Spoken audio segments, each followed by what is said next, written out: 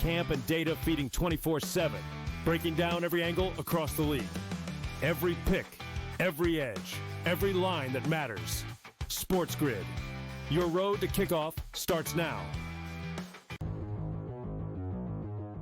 He is not Derrick Henry. He is not one of those special backs in that sense. A really good one that's been outstanding in fantasy for quite some time. But you can also hear the buzz recently about it being more of a split backfield. And if that's so, then Aaron Jones' value takes a hit, Jordan Mason's value goes up, and there's an opportunity at some point if Aaron Jones misses time where you can see Jordan Mason take that backfield over. Fantasy Sports Today, only on SportsGrid. It's a safe shot, pin high left with a 6-iron. And then this is where JJ enters the fray again and hits this like slice 5-iron. That was just, I mean, it curved probably a good, 30, 40 feet, almost flies in the hole. And it was just a crazy shot because nobody would ever really try to hit that type of slider. The Smiley Show, only on SportsGrid. An HRR, parlay, a combo that you want to do. I generally prefer away teams and players that hit at the top of the lineup or in the top half, just because you are guaranteed just that extra plate appearance here or there. How many times, throughout the season, I've been like, listen, if this guy gets on, he will have one more at bat in the 9th inning. And if he doesn't get there, he doesn't get there. If you just take them that place higher, they're going to be in a spot to cash that bag. Pro Baseball Today, only on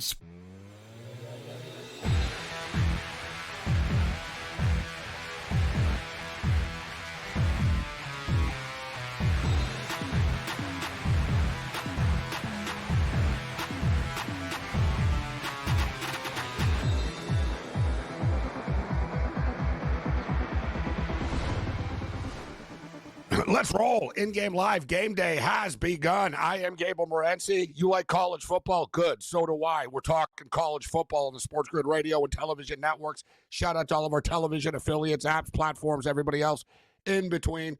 There's no more countdowns. There's no more, we're only a couple of days away from this, a couple of days away from that. I guess we can technically say we are 1 week away from the start of the National Football League regular season, but there are so many college games going on right now. The NFL doesn't take precedent right now. Oh, no, that's right. It kind of does. We've got a blockbuster deal that just went down a couple of hours ago. He actually did it. The old man he's losing it, right? Like, it's almost like, you know what I mean? Like, at some point, there should be like the protective custody that comes in and does not allow Jerry Jones to own the Dallas Cowboys anymore. But fact of the matter is, his son is going to take things over anyways after the fact. And I think his son will probably continue in the same vein as Jerry Jones as Micah Parsons gets traded to the Green Bay Packers. The Green Bay Packers. There were rumors out there, right? There were rumors out there that the Packers were going to be very aggressive. That the Packers actually, listen, I didn't think they were going to trade Parsons, right? This stuff rarely happens. Most of the time, the player caves and whatever to get paid, and this is just par for the course. It is what it is. I've been around long enough that I don't overreact to these contract stalemates. But there were sort of grumblings about the Green Bay Packers. The Packers really haven't made a splash in free agency / a big trade like this since Reggie White. Right?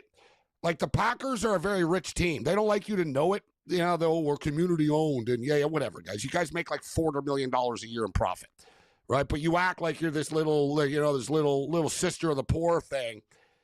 And quite frankly, if you look at that division, right, like the Chicago Bears have been aggressive and they're rebuilding and the Bears are trying. The Bears are all flashy. The Detroit Lions are really good. The Minnesota Vikings are like a solid organization, and the Packers are good.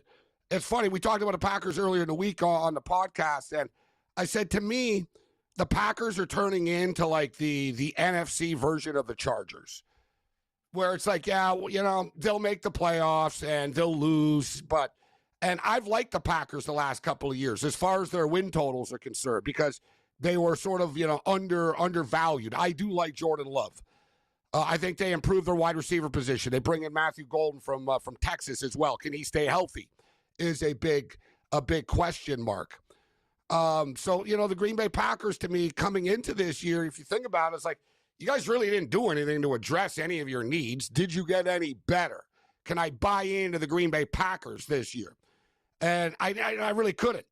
But, I know it's just one player and a defensive line, a defensive lineman / linebacker, an edge player can only have so much impact. But he's one of the best players in the league. Let's just call it out for what it is, right? He's one of the best players in the league. And the Green Bay Packers defense did need to get better, and they just got a hell of a lot better. As somebody, people that are on the more, not the, like, going crazy about this deal, saying, all right, does this make the Packers a Super Bowl contender now? It doesn't hurt. You know what I mean? It's not like they're less of a Super Bowl contender right now. So you always wonder about this stuff, okay, with line moves. Packers were 1.5-point favorites against the Lions in week 1. Now they're 2.5-point favorites. So it's moved a point. But as far as the futures are concerned, the Packers were in the 20-1 range to win the Super Bowl earlier in the day. And the updated odds and the sports books are all, and we'll do the sports book check a little bit later on for you, right? One of the benefits of not being sponsored by a specific book, we can talk. We'll look at the different books and go shopping and tell you, all right, if you like this, you like that, you could jump in. Listen, what impact does it have on the Cowboys?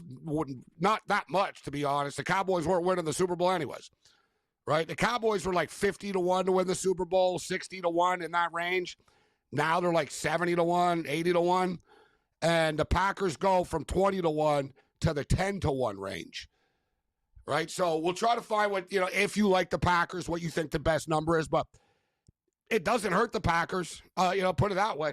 And if you look at the NFC, there's sort of the Eagles and everybody else, right? You got the Eagles are the team to beat. No one's disputing it. You're the defending Super Bowl champions, and you've got a damn good team. They did lose like four starters on the defensive side of the ball, but the Eagles still a team to beat. But will Washington be good again? A lot of unknowns about San Francisco. The Rams are hyped up, but the Rams are kind of the Rams.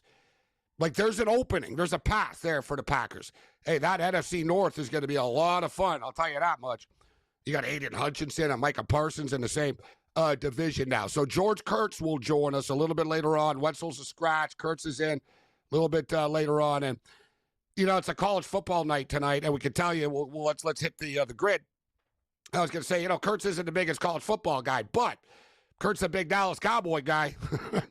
And whatever's going on in the baseball world that I'm not paying attention to tonight, like you guys are, Kurtz can get his cop today. We're going to dip our toes into the U.S. Open, a little tennis. Zito will join us later. So we're going to have a lot of picks, different sports here tonight, but obviously college football is back, and it's massive news that the Dallas Cowboys did it again. Jerry Jones. He's all like, this is almost like sell the team type mode right now. Sell the team. Sell the team. I got my own problems. I'm a Buffalo Bill fan. We got to win. I can't worry about what the Cowboys are doing, but if I was a Cowboy fan, I would not be too impressed. And they only got 2 first-round picks. They got Kenny Clark and 2 first-round picks. Whatever. Green Bay are going to be good. So what are those first-round picks?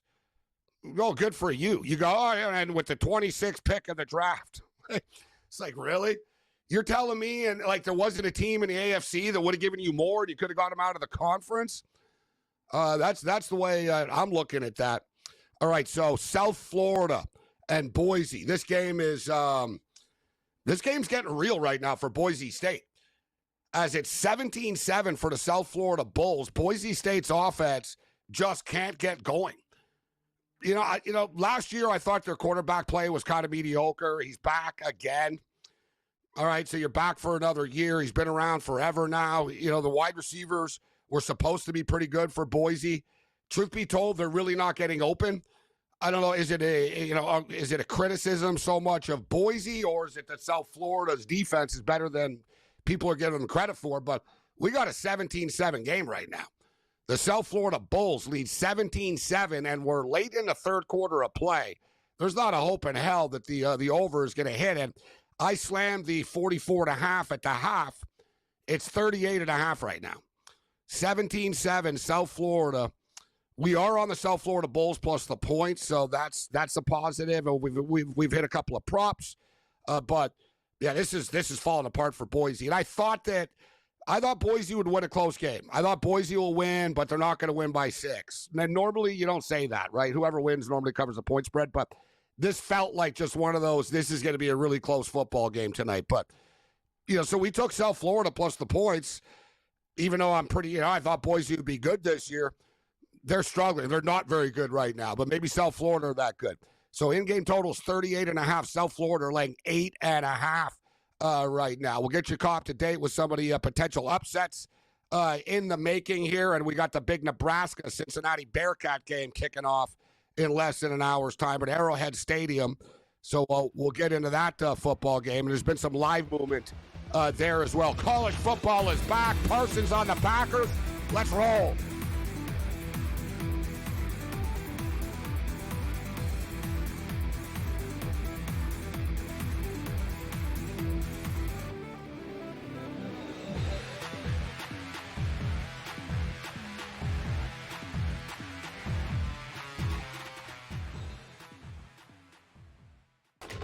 Enter into the magical world of McLuck.com, where even the smallest of spins can win real cash prizes. Adventure into over 1,000 of the best Vegas-style slot games. So what are you waiting for? Unlock your free welcome offer today. Join the fun where winners play and players win.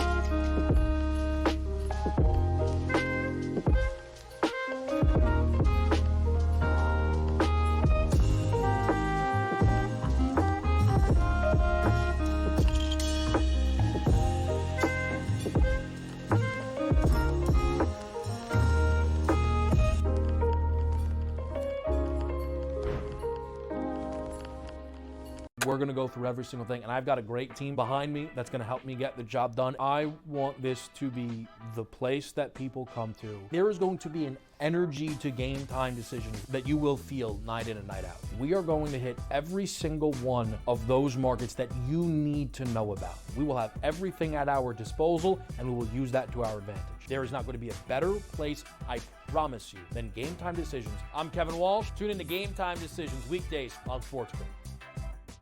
This is the moment every fan waits for. The countdown's over. The road to kickoff has begun. Play is here to stay. I'm not going to name names, Kevin. From win totals to player props, from division races to MVP debates, we've got eyes on every camp and data feeding 24/7, breaking down every angle across the league. Every pick, every edge, every line that matters. SportsGrid. Your road to kickoff starts now.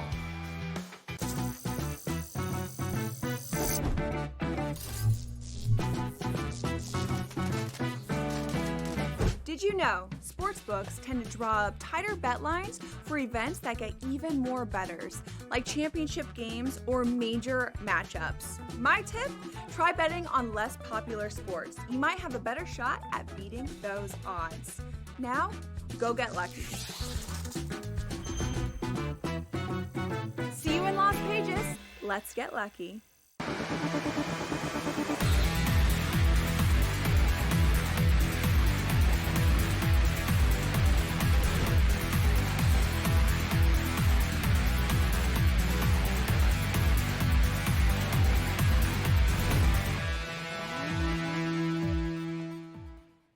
In-game live game day continues. I am Morency, and as always, of course, why not? The show has just started, and already we've got a touchdown during a commercial break. Par for the course. But you know what? As somebody that went pretty big on the in-game over, and I am Gabriel Morency, SportsGrid Radio and Television Network, as somebody who went pretty big on the in-game over, 44.5 at the half. At this rate, there's enough time left in the game, I guess, if we get a touchdown every time we go to a commercial break, the game will go over the number. So let's just hope for this magic right now. But this has become from, well, South Florida are going to cover the number, but they might not win the football game too. They're up by 17 points right now. The problem is Boise's passing offense listen, it's going to be a lot of talk about Ashton Genty not being there and stuff. And obviously it makes a difference, but they're just getting beaten down. It's not just Ashton Genty. Like, they should be able to throw the football. Last year in the playoff game, I really got upset at Madsen. I took Boise plus the points. Remember, like, they won, and then they went to they played Penn State, and they were in that game. Like, it was a winnable game for Boise. Yet countless times the quarterback would overthrow, underthrow, right, left, short, wide. Like, he's so inconsistent and bad that he's not even consistent in how he misses. You know what I mean? There's some quarterbacks, it's like, listen, he throws the ball high, all right? He might sail it on you a little bit, but just get ready for that. It's like, okay, Nate Rourke on the BC Lions does that. Like, he's going to throw the ball at your head, and once in a while he's going to throw it 3-4 feet over you, but you kind of know he throws the ball high. The problem with this Maddox Madsen kid is he throws it short, he throws it long. It's like it's all over the place, and he can't hit people in stride. Everybody's got to be, like, wide open. Like, you know what I mean? Like, it's like connect the dots. Wide open, I'll throw it to you. Yet it's tough. Like, South Florida have athletes. They got a bunch of kids from Florida flying around here on defense. They're DBs. And quite frankly, the Boise wide receivers, they've dropped balls. Like, their passing attack just sucks. Forget about the rushing attack. And they're going to have to throw the ball now. But I took Madsen over 219.5 passing yards, kind of believing that they were going to throw the ball a lot. So they're going to have to throw the ball now. We hit the Brown touchdown prop.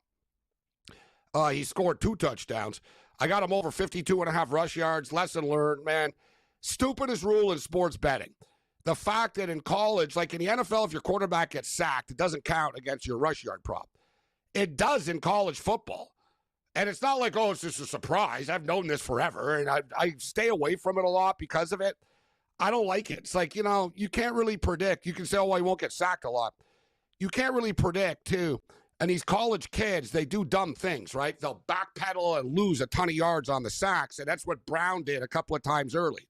Good quarterback, but in the first couple of drives of the game, Boise were all over them defensively. Like, Boise's line. Like, he was running for his life.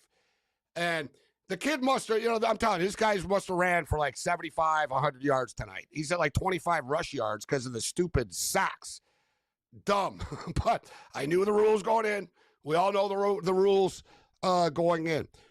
So speaking of the rest of the board right now, so we got a 24/7 football game here. Let me just throw out here. Boise State are getting 11.5 right now. So Boise are getting 11.5. In-game total is 45.5. We slammed the over 44.5. We posted it on X for you. Ohio aren't going away right now. They're not going away in Piscataway. 31-24. Are you?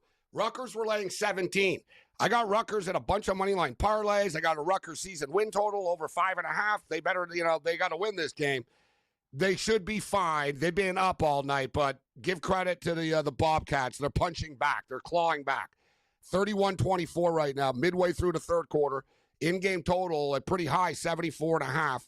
And RU are now 10.5 point favorites in this football game. Bowling Green lead Lafayette 17-0, laying 26.5 in-game right now. As we're this is one of the games where I was like, yeah, I really don't have a lot of interest in this football game. I don't trust Bowling Green. Don't really want to touch Lafayette. It was one of those games.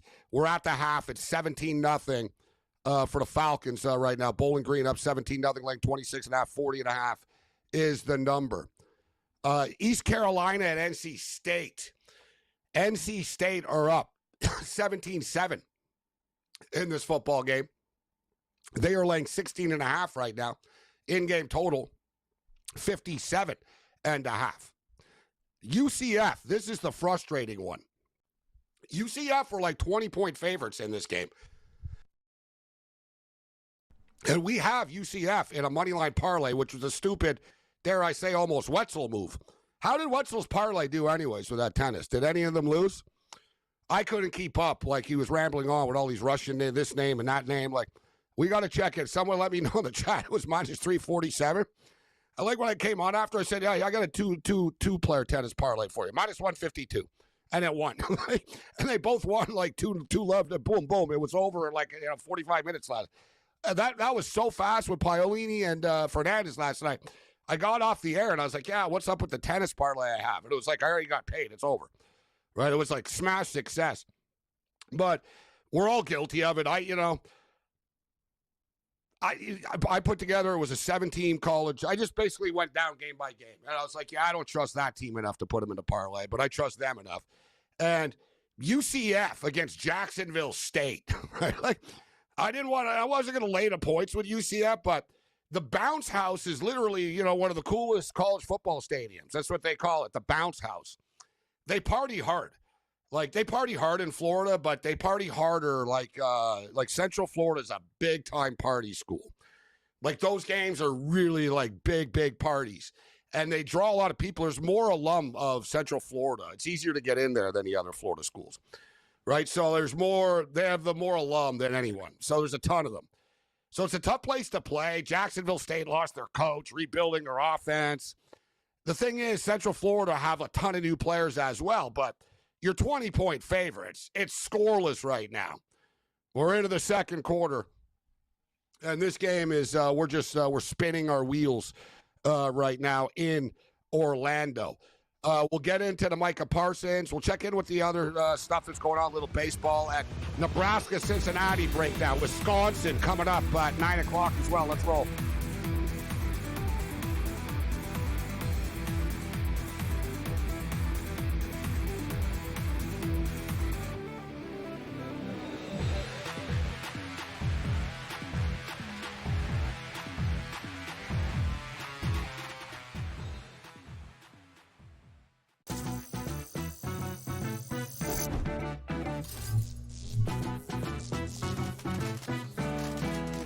Playing online blackjack and want to try upping your odds? Well, here's a tip. Cheat cards tell you statistics for whether you hit or stand on every move.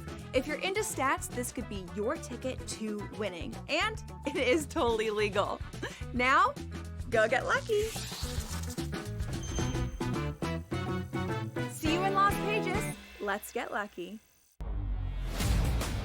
The Pirates use that thing, Joe. It's like once every 15 years, we'll hope for the perfect storm with lightning in a bottle, then we'll try to rebuild it again. Enough, man. In this day and age, with the prospects that you can certainly have by stinking every year and top-flight talent like you see in Paul Skeens, it's just a shame, and it gets on my nerves. Like, for me, being a Phillies fan, I think it's hilarious. Like, I never want Pittsburgh to be good. Why? Not because it's a rivalry. It's just a team you don't have to worry about in the playoffs, and your team can make the playoffs. The Early Line, only on SportsGrid.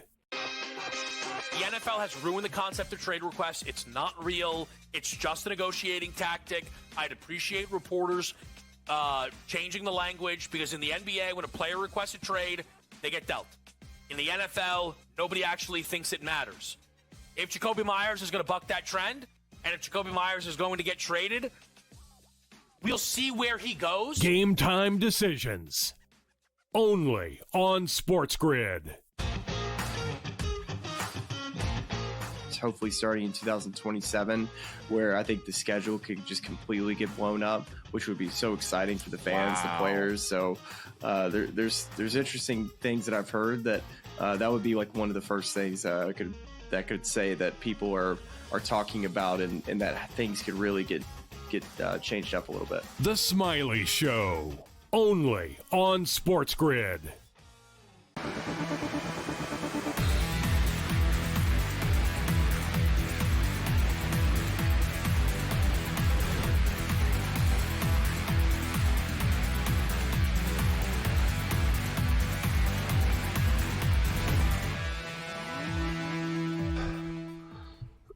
In-game live game day continues. We'll talk some U.S. Open tennis in a couple of minutes, and we'll get you caught up to date with what's going on in Flushing Meadows. I am Gabriel Morency, SportsGrid Radio and Television Network. Boise State have just completely fallen apart, and they're just getting dominated. Let's call it out for what it is. South Florida have been a better football team. The Boise State season is kind of blowing up on them, right? They don't have, like, a lot of room for error, Boise State, if they're going to make the playoffs. Like, losing at Notre Dame would have been fine mid-season in a competitive game, run the table in the Mountain West, win this game, but it's hard to say you're a playoff team if you can't beat South Florida. And there's no disrespect to South Florida, because most of these teams are pretty good, guys. That's the thing in the modern college football era, guys. it's not as like one-sided as it used to be. Like a lot of these sort of teams that, a lot of the casuals think, yeah, they're okay or whatnot. Like they have good players, right? A lot of these schools have money, right? So they might not be deep with depth and stuff, but a lot of these teams have like star players on their team. At South Florida have a couple of really good players. I'm impressed by South Florida's defense tonight, that's been a surprise, but we've seen South Florida give Alabama all they can handle in these games. So this isn't a shock. The only thing that's shocking to me about this is the fact that Boise State scored a touchdown in like their first drive of the game. And they haven't scored since. And it's like they're just spinning their wheels. They don't have a hope in hell of winning this football game. They're getting 16.5 right now. It's 24-7. Speaking of like stress, Rutgers, and I got a season win total with Rutgers, and I got money line bets with Rutgers. This is what happens, and it's sort of like betting on the Jets or the Cleveland Browns. Like betting on Rutgers and anything, it's just not a smart idea. Like it just saying I like our Rutgers. I guess they're okay in college basketball, but not really. They had 2 top 5 picks in the NBA draft, and they still sucked. So, betting on Rutgers is not really a recipe for success, but they generally win 6 games. Seattle, you can get to 7 games. But the Bobcats have tied the game 31-31. Rutgers, are you laying 5.5 points right now? And the total is 79.5 points in the football game. Bowling Green are up 17-0 still. Youngstown State and Mercyhurst, like that's the hardcore. I would say you're a degenerate if you've got money on this game, but I'll say, no, I tip my cap to you because I was going to bet on the Linwood game tonight, but I was like, nah, I don't need to do that. I don't need to do that. Something that we did do, we took the Missouri Tigers tonight, and we laid a lot of points with Missouri. We laid 38.5 points with the Missouri Tigers. They're playing Central Arkansas. I've got my eye on this game as well. And we also laid 21.5 with Mizzou in the first half. Missouri are up right now. It's 12-0. It's 12-0 right now. They scored 9 points in the first quarter, which wasn't it. They scored. They scored on their first drive, Mizzou, so it looked good. And on a bomb, too. So they threw the ball down the field. They scored quickly. Then they went for 2. Which when you're laying points with a team, it's like, all right, I don't mind the aggression here. Go for 2. Why not? The problem is they didn't get it. So they didn't get the 2, and now they've kicked a couple of field goals, and they're up 12-0 right now. We need 10 points in 9 minutes. We got 9 minutes to get to 22 points to win the first half by 22 here with the Missouri Tigers. The slight problem with this football game is, and as I stated, I'm watching it, and we're bouncing around from game to game, is that Central Arkansas actually, they're moving the ball a bit. I know they're getting shut out, but there's these little spurts where they get first downs and it chews the clock up. And then inevitably Missouri stopped them when it gets serious on third down.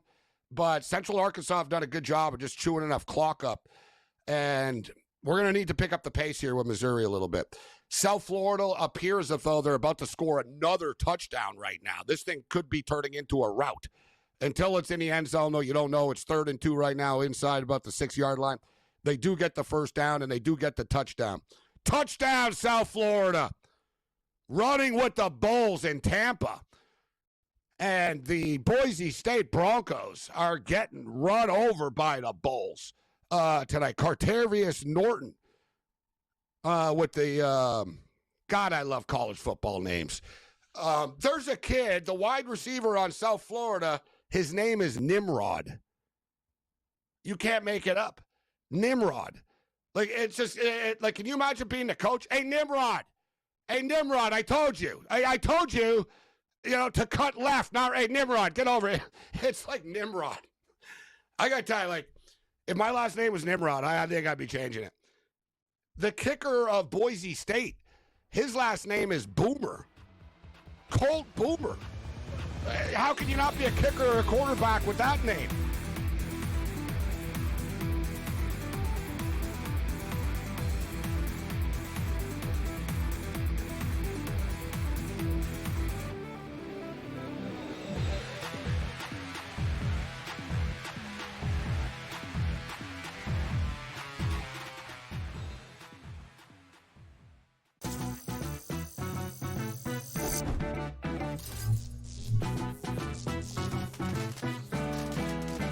playing online blackjack and want to try upping your odds? Well, here's a tip.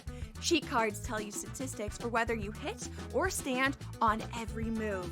If you're into stats, this could be your ticket to winning. And it is totally legal. Now, go get lucky. See you in Las Vegas. Let's get lucky.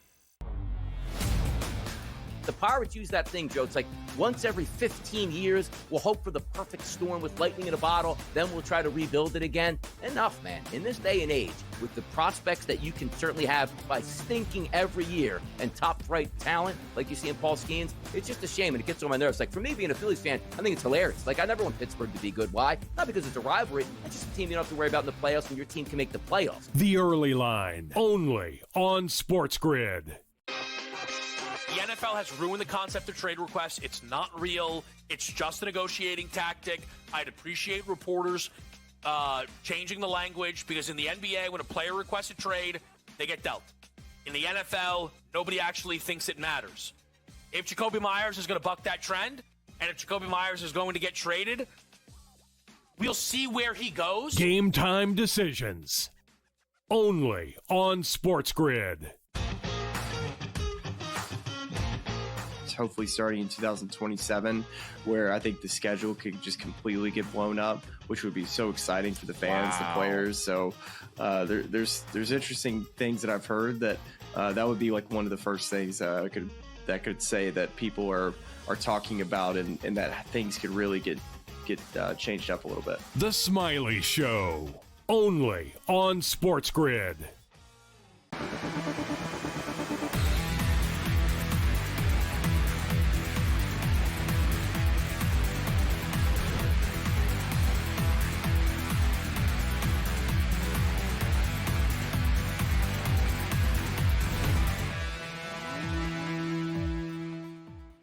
Let's roll. In-game live game day continues, and I was just told often, as in the radio and television industry, they'll tell you in your earpiece, hot mics coming up, and people always get caught on hot mics. It's a hot mic and a hot host. I'm not talking about my my sexy looks. I'm getting hot under the collar here already, and it's early in the night because of Rutgers. Like, seriously, you guys were up by 17 points, man. You're up 31-14 on the Ohio Bobcats, and we've got an RU alum actually working the controls of this show in Master Control right now in New Jersey, and the guest that joins us right now happens to be an Ohio Bobcat. The synergy's through the roof here on the program tonight. And word on the street is they party pretty hard. They party pretty hard at Ohio as well. I'm not talking about Ohio State either, the Karens of college football. Keith Frederick steps up and let's talk some tennis, maybe a little college football. How you doing, Keith? Welcome to the show. How you doing tonight? Doing well. Thanks for having me. Appreciate it. All right, so as I said, your Bobcats were getting punched in the mouth early. They're 17-point underdogs in this game. So it looks like they're going to cover the spread. We got a 31-31 game right now. But it's a team, they played in a conference championship game last year, right? So they have a solid football program. Frank Solich did a great job over the years with the program. So are you getting all that they can handle? But you're more of a tennis bettor than a college football bettor, aren't you, Keith? Yeah, I mean, I do all of it, but yeah, more tennis is what I do. I'm a tennis teaching pro, so that's what I do, and I really enjoy that part of it. Well, we got a bunch of matches going on right now as we speak, men's and women's. I actually have my eye on Felix Auger-Aliassime from Montreal, and I haven't lived in Montreal in a long time, but I was born in Montreal. It's amazing to me, Keith. Leylah Fernandez earlier, and Leylah won the DC tournament a couple of weeks ago, but she's playing a great fun earlier match today, playing the doubles with Venus Williams. They won their match. Felix Auger-Aliassime, he's from Montreal. The Diallo kid is from Montreal. And then you got Shapo, who gets into the Shapovalov gets into the third round. Canadian tennis has really been booming this summer. I know as a betting man, and I didn't bring up Mbako winning the Rogers Cup there in Toronto. It's been a big summer. And these Canadian tennis players have been good bet-on picks, because they fly under the radar. Absolutely. It's just so much of every betting market, but tennis especially, most people only bet in it 4 times a year. So if you're able to find that middle ground when the smaller events that you can get some value on, that's absolutely what you're looking for. And Tennis Canada has made such a huge stride since they've been hosting that Rogers Cup every year, and it really is connected. They've been hosting it 10, 15 years now, and you start to see some of those kids get inspired by seeing the players. That's really how it's supposed to work, and that's why you see some good players coming out of Indian Wells, good players coming out of Miami here in the States. So, yeah, 100%, lots of value, and I miss Mabaku. I didn't see that one coming at all, and I'm trying to find the next one. Yeah, you know what, though? She came in at 19-1 that you win the U.S. Open, which I thought was crazy. We're talking about a girl who was ranked like 3,000th in the world last year. Yeah. Right? She came out of nowhere. Plus, she has a hurt wrist, so she fell pretty hard at the tournament in Montreal. But speaking of the women, Coco Gauff is in action right now. She's getting all she can handle, but she's rolling right now. She's up. She's it was 7-6 in the first set, but she's up 2-1. What do you think of this match? Has this been more difficult for Coco than you thought it was going to be? Yeah, I thought she'd roll Vekic pretty well. I actually bet her at -5.5. I've still got an outside chance of cashing that one. Be tough, but still got a shot. What you do see a lot when a lower ranked player plays a great first set and loses in a tiebreak, you do see that that's all their energy that they had, and quite often they do get rolled pretty much in the second. That's what I need right now. I'm surprised Vekic really shouldn't be on the court with Coco. Coco at her best is a lot better than Vekic at this stage in her career. So it's a good result, good first set for Vekic. I'm hoping Coco pulls away. If she gets through this, Coco gets through this, I think you should start to see her play better as she starts to get her legs in a Grand Slam. What else do you like, Keith, coming up? We got a bunch of live stuff coming up, and as well as tomorrow. What do you got for us? What do you like at Flushing Meadows? A little bit later tonight, you got Anna Samova and Joint. Got to say Joint on the radio. That was cool. But Anna Samova and Joint. I almost want to take her already. I think that one goes over. The total's 20.5. Anna Samova not in tremendous form right now. Not in bad, but not in tremendous form. And Joint can play. She's actually pretty good. And I think this goes 3 sets. I think this gets over 20.5 pretty easily. To me, the best bet I'm looking forward to make is first thing tomorrow morning. And I promise you've never heard of these people, but this is the one I'm looking for. This is a guy named Rinderknecht versus Bondy. They're both Frenchmen. Rinderknecht +110 over Bonzi. Here's the reason why. Bonzi has spent 7 hours on court in the last 3 days, and he draws the 11 a.m. match tomorrow. I just don't think he's going to have anything in the tank for this. He's playing a compatriot. They're both from France. And the last time these two met was on hard courts, and Rinderknecht won the match. So I had him at about a 140 favorite. He's +110. So I like Rinderknecht over Bonzi tomorrow morning at 11 a.m. Pacific time. I like that one kind of a lot. Rinderknecht over Bonzi. All right, I like it. I like where you're going with that. +110 right now. We haven't really seen any big upsets yet. Is tomorrow the day the competition starts to get tougher?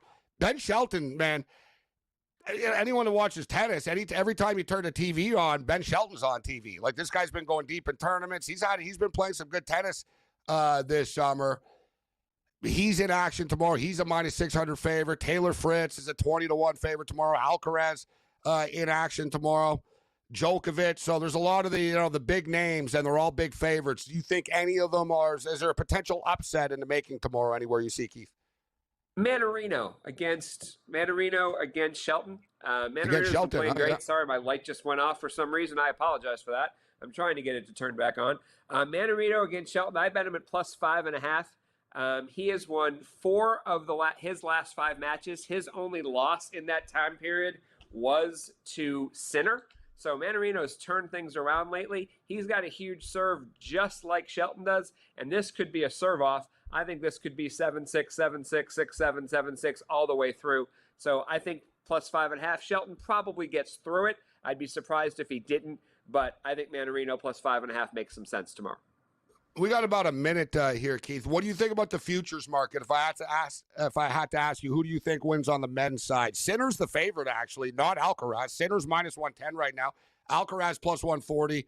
And then the Joker's 11-1. Hard pressed to see that. Zverev 12-1. Shelton 18-1. Fritz 18-1. Are Alcaraz and Sinner on a collision course? What do you think? Like if you had to bet a future right now? If I had to bet it right now, yeah, absolutely. I think they would be. Before the tournament, I bet Fritz to win it at 25-1 before I saw the draws. Hoping American magic, huh? It's been a long time, man, since an American won. Well, he went deep in this tournament last year. He went deep in this tournament last year, and the hard courts suit him. I thought he had a real good shot, and he does. But I mean, you got to be extra special to beat Alcaraz or Sinner. Fortunately, he doesn't have to beat them both, which would be great.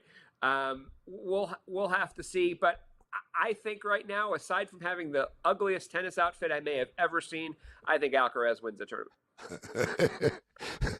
It's hard to screw up shaving your head too, and he managed to do that. But that's another remarkable story. Yeah, I know. Someone said, "Come on, bro, here." The Pitbull shaver here, Carlos. Get a sponsorship and you'll be off and running. It's like, come on, bro. We got 30 seconds here and fun stuff, Keith. Women's side, always wide open on the women. Iga's the favorite at plus 200. Sabalenka's plus 250. Andreeva's 7-1. Coco's 8-1.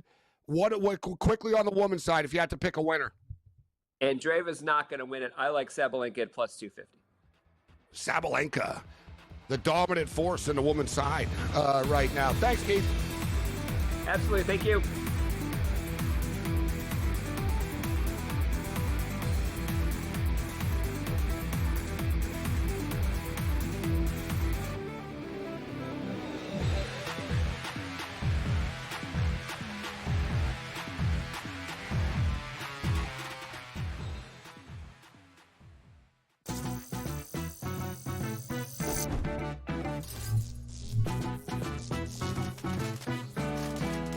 Playing online blackjack and want to try upping your odds? Well, here's a tip.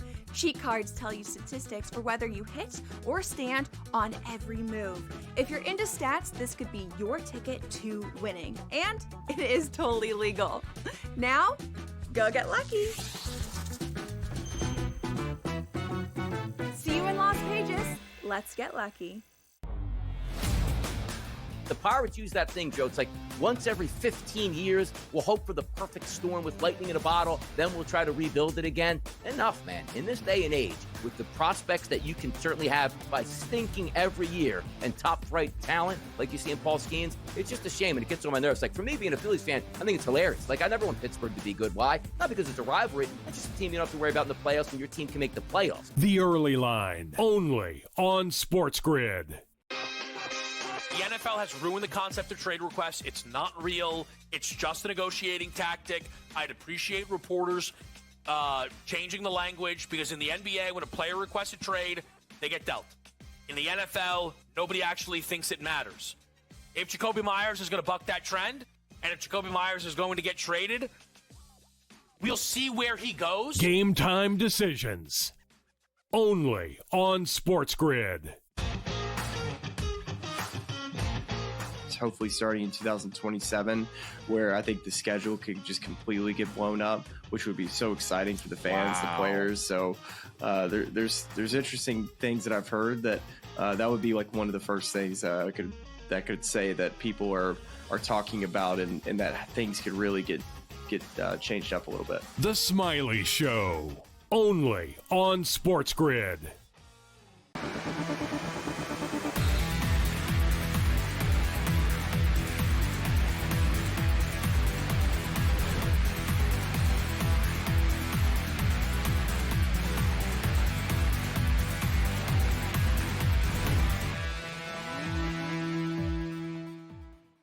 In-game live game day continues.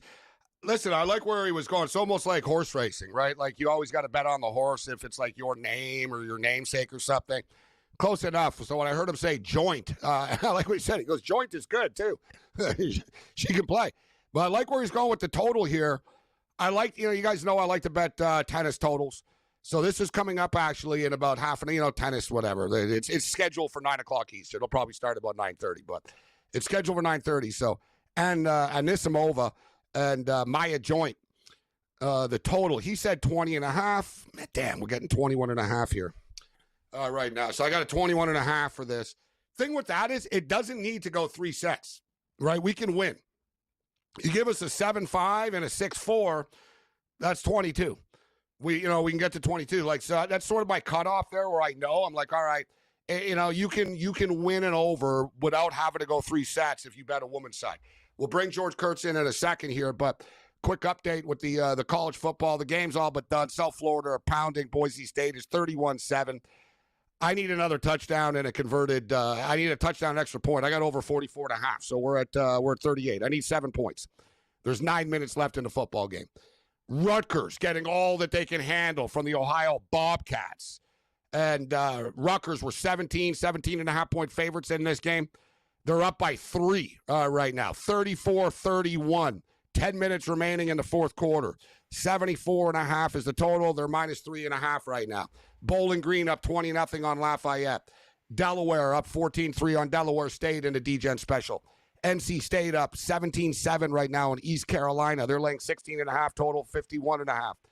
UCF just can't, they can't score, but we're in a delay right now there. Wyoming up 3-0 on Akron, and we were talking about Missouri needing to get to 22. Son of a gun. They're winning 19-0 right now, but I laid 21.5 in the first half. There's 2 minutes left right now. Going to need something. Like, it's not impossible. You know what I mean? It's not impossible. Hell, get your field goal kicker some work, coach. Just kick 3 if you can here. Get the ball back with 2 minutes left. A couple of games coming up right now. Nebraska and Cincinnati. There's been some live movement here, and the numbers that surprisingly enough came down. I was surprised. I thought it would go up. It was 6.5. It's 6 right now. The Huskers lay 6. Anybody that knows Dominic Raiola has a obsession with Patrick Mahomes. They're dead ringers. They look the same. He gets his haircut the same. I'm sure he's going to marry a girl that looks like Britney. Like, he just copies everything about him, and he's playing in the same stadium tonight. Like, it's almost creepy, actually. But I expect him to play well in the same stadium tonight. Give me Nebraska minus the 6. We're going to go over to 51 in this football game. And Miami, Ohio, Wisconsin. Kind of similar, guys, of the Rutgers game and the Ohio Bobcats. Big Ten, MAC, equal quality type of deal. And look, it's a track meet. This total's too late. This isn't Barry Alvarez's Wisconsin Badger team to just run the ball all the time. They're going to score on Miami of Ohio. Wisconsin's defense isn't great. I think the total's too light at 41. Give me the over 41, Miami, Ohio, Wisconsin. And let's go Nebraska and Cincinnati. We're going to go over the number, and we're going to lay the points with the Nebraska Cornhuskers. Let's bring in right now George Kurtz, who's a Cowboy fan. And they didn't, speaking of the Cornhuskers, I think it's maybe an appropriate term would be cornholed. As a Dallas Cowboy fan, didn't think this was going to happen, and happened pretty quickly. But I guess if it's going to happen, rip it off like a Band-Aid. George Kurtz steps up and in. What's up, George? What's up? Well, at first I got breaking news for you, okay? Anthony Volpe got a base hit. He got a base hit. All right, breaking news for the Yankees. I was going to say, did the Yankees put Aaron Judge on waivers just to finish your day off? Oh, God. I mean, Yankees decide to move on from Aaron Judge. Nothing would surprise you at this moment in time. You and I have talked about the Parsons thing quite a bit over the past month, right? I think we both believe that, all right, they'll figure it out. They'll get it done. But you could just see from the tenor of what Jerry Jones last week that he was either going to hold the line and then call Micah's bluff. Would he hold out? Would he not play? My back's fine, but my hamstring's a little sore. My neck, that sort of thing. So they're going to play that game. If you're going to trade him, you just gave him away. All right, the Packers are going to finish what?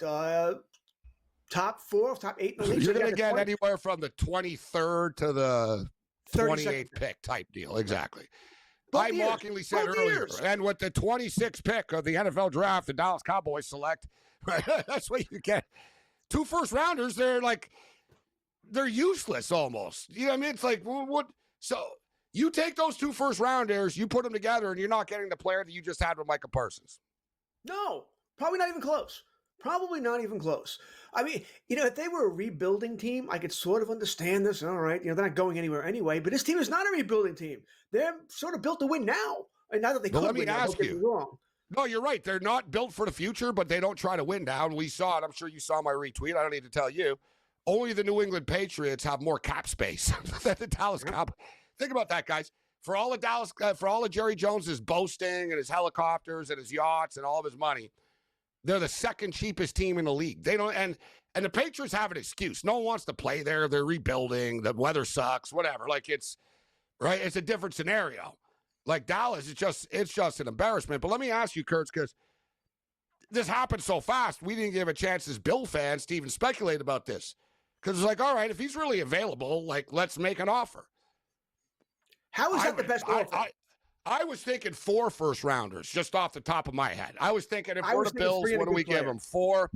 Yeah, we give them 2 first-rounders, 2 second-rounders, and a 5th rounder. Like, dude, like 2 first-round picks, George. That's keep walking. Like, don't waste my time. Keep walking. That's what you start with. And if it's 2 first-round picks, it's like, listen, the Cleveland Browns. You know what I mean? Listen, the Browns, they're terrible. They're offering us 3 first-round picks. Then you listen, George, and be like, okay. The Green Bay Packers, like you said, you're gonna get like anywhere from the 23rd to the 32nd pick. This should have been. I know we don't have time. Should have been made up long ago. They limited themselves who they could trade with. And then you trade them to a team in the NFC.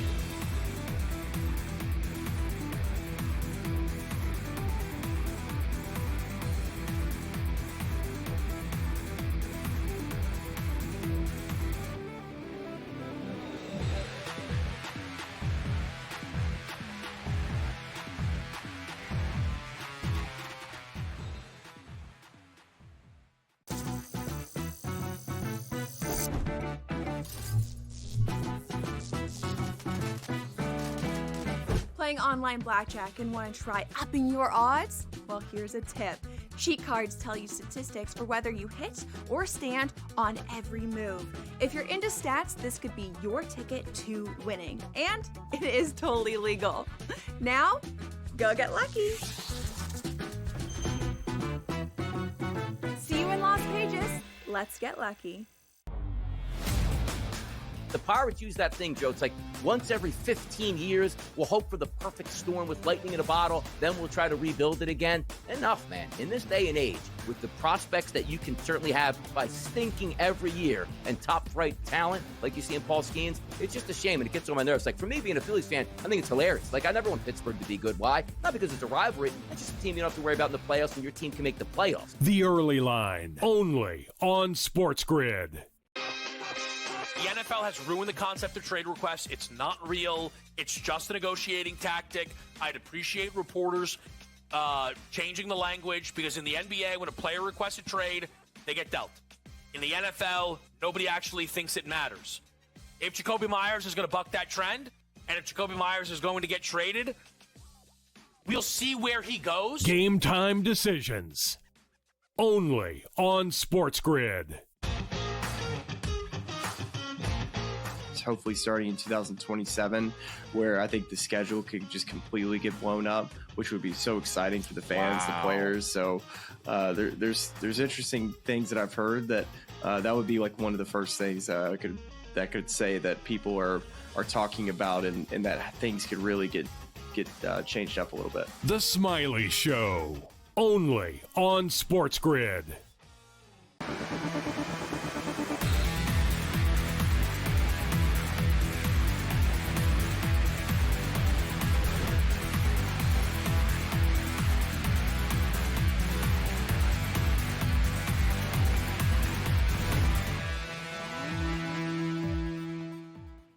In-game live game day continues on the SportsGrid Radio and Television Network. I am Gabriel Morency. Time just flying by this evening. Football is back, and Nebraska and Cincinnati kick off in a couple of moments from Arrowhead Stadium in Kansas City.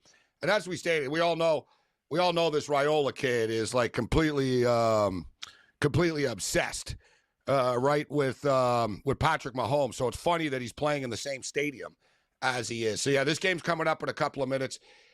Cincinnati, and I believe we got some trends for this game for you. Now, listen, trends, it's the first game of the season, but there are some takeaways coming in to this here tonight. So, one thing I want to bring up, Nebraska, and people who follow Nebraska football, Nebraska have been pretty good early in games. They kind of fade as games go on all the time. It's like, man, they look good in the first half, right? How many times, man, it looks like Nebraska are good this year. And then in the fourth quarter, it's like, man, freaking Nebraska, right? Like that's how that usually plays out. But Nebraska, 9-4 against the spread their last 13 first halves. It's pretty impressive. Like, that's not like that's the last third. That's like all of last season, essentially, right, with their bowl game. 9-4 in the first half, ATS. So something to think about tonight. I'm going to play it, actually. Let's play Nebraska first half. I think they're going to come out strong tonight. But this is interesting. Cincinnati, 8-3, their last 11 first quarters against the spread. Bearcats, though, the end of the season, Cincinnati, they lost their last 5 games of the year. And they didn't just lose. They got, beat up, actually. Cincinnati. The Bearcats are going in the wrong direction. Let's call it out for what it is. Was it Sutterfield there? They're going in the wrong direction. Bearcats 0-5 to end the year last year. Nebraska ended the season strong with the bowl win. Nice offseason. They did a good job in the transfer portal. Let's lay the 6 with Nebraska. Lay the 6 with Nebraska, and let's go over 51 points. And Miami, Ohio, Wisconsin. Listen, the Badgers are 27-0. Their last 27 non-conference home openers. The Red Hawks are 1-7. Their last 8 road openers against the spread. Right? Like these MAC teams, they're in tough. They usually play the Big Ten. They go on the road, and they generally don't cover unless you're Rutgers and you let Ohio hang you around. Yeah, I think Wisconsin probably drill them, actually, but I'm not in love with the points. I don't want to have to sweat it out. They played in 2015 in the first game of the year, second game of the year, and Wisconsin beat them 56-0. I don't think the same thing happens. It's 17.5 tonight because I think Miami, Ohio will be able to score a bit on Wisconsin, and I think Wisconsin are going to pick up the pace. I know Dana Holgerson's the OC now with Nebraska too, so their offense is going to be more aggressive. But I like the over 41 in Miami, Ohio, and Wisconsin. A couple of minutes away from kickoff. That's why I bring these games up right now. So George Kurtz is somewhat in mourning right now. But it's kind of weird because the Dallas Cowboys weren't going to win anyway. So losing, what does it really matter? You lose Micah Parsons. The problem is, what does it matter? What's the point of going to the game? When people are paying money for this stuff. Number 2 is, all right, you're not going to win anyways. But we got a ton for our picks. We got a ton of picks back in return. We're rebuilding.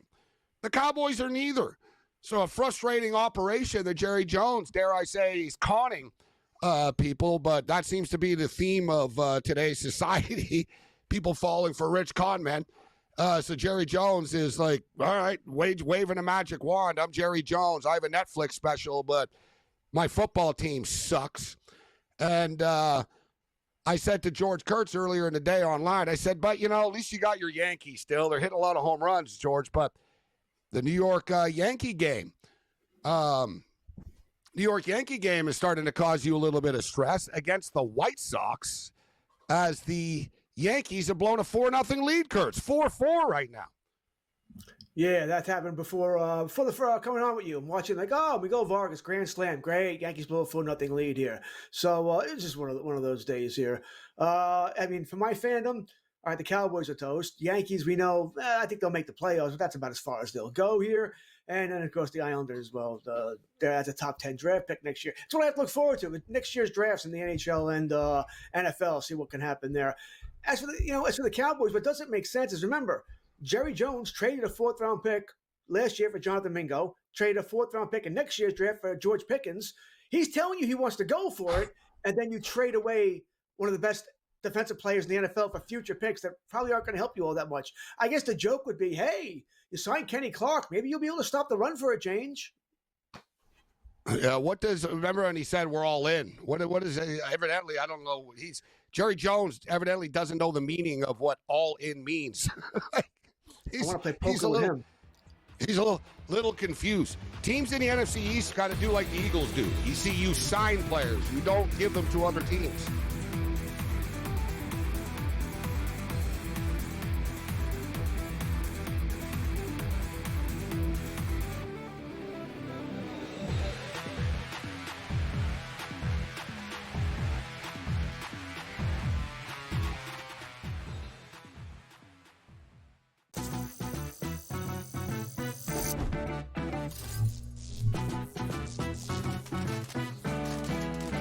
playing online blackjack and want to try upping your odds? Well, here's a tip.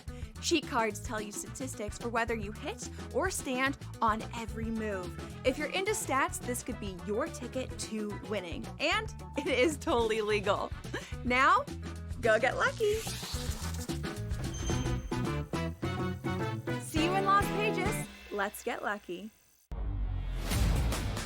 The Pirates use that thing, Joe. It's like once every 15 years, we'll hope for the perfect storm with lightning in a bottle, then we'll try to rebuild it again. Enough, man. In this day and age, with the prospects that you can certainly have by stinking every year and top-flight talent like you see in Paul Skeens, it's just a shame, and it gets on my nerves. Like, for me, being a Phillies fan, I think it's hilarious. Like, I never want Pittsburgh to be good. Why? Not because it's a rivalry. It's just a team you don't have to worry about in the playoffs, and your team can make the playoffs. The Early Line, only on SportsGrid.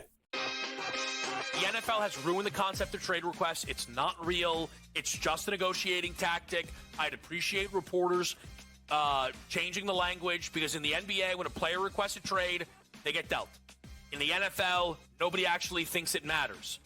If Jacoby Myers is going to buck that trend, and if Jacoby Myers is going to get traded, we'll see where he goes. Game time decisions, only on SportsGrid. Hopefully starting in 2027, where I think the schedule could just completely get blown up, which would be so exciting for the fans, the players. So there's interesting things that I've heard that that would be like one of the first things that could say that people are talking about, and that things could really get changed up a little bit. The Smiley Show, only on SportsGrid.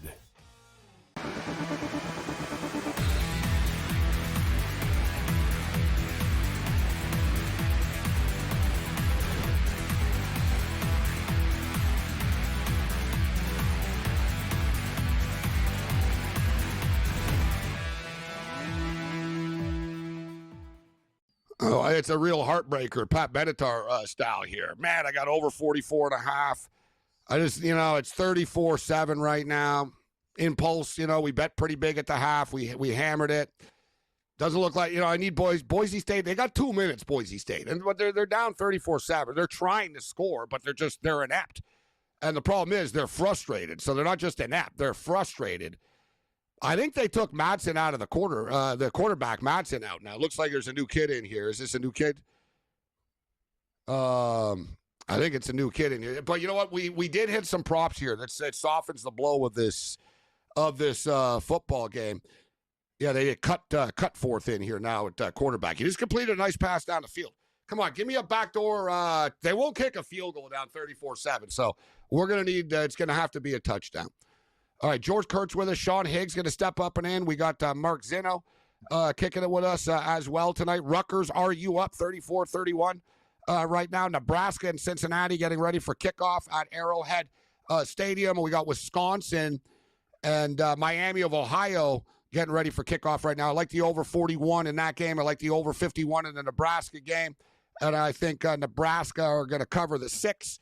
We just played Nebraska minus 190 money line first half, and I also laid 3.5 in the first half. I split the bets up into 2. So we're talking a little NFL football while we track the college football, but a baseball update. Phillies smashing the Braves 15-4 right now. Kurtz, Yankees have taken a 5-4 lead during our commercial break. What happened there?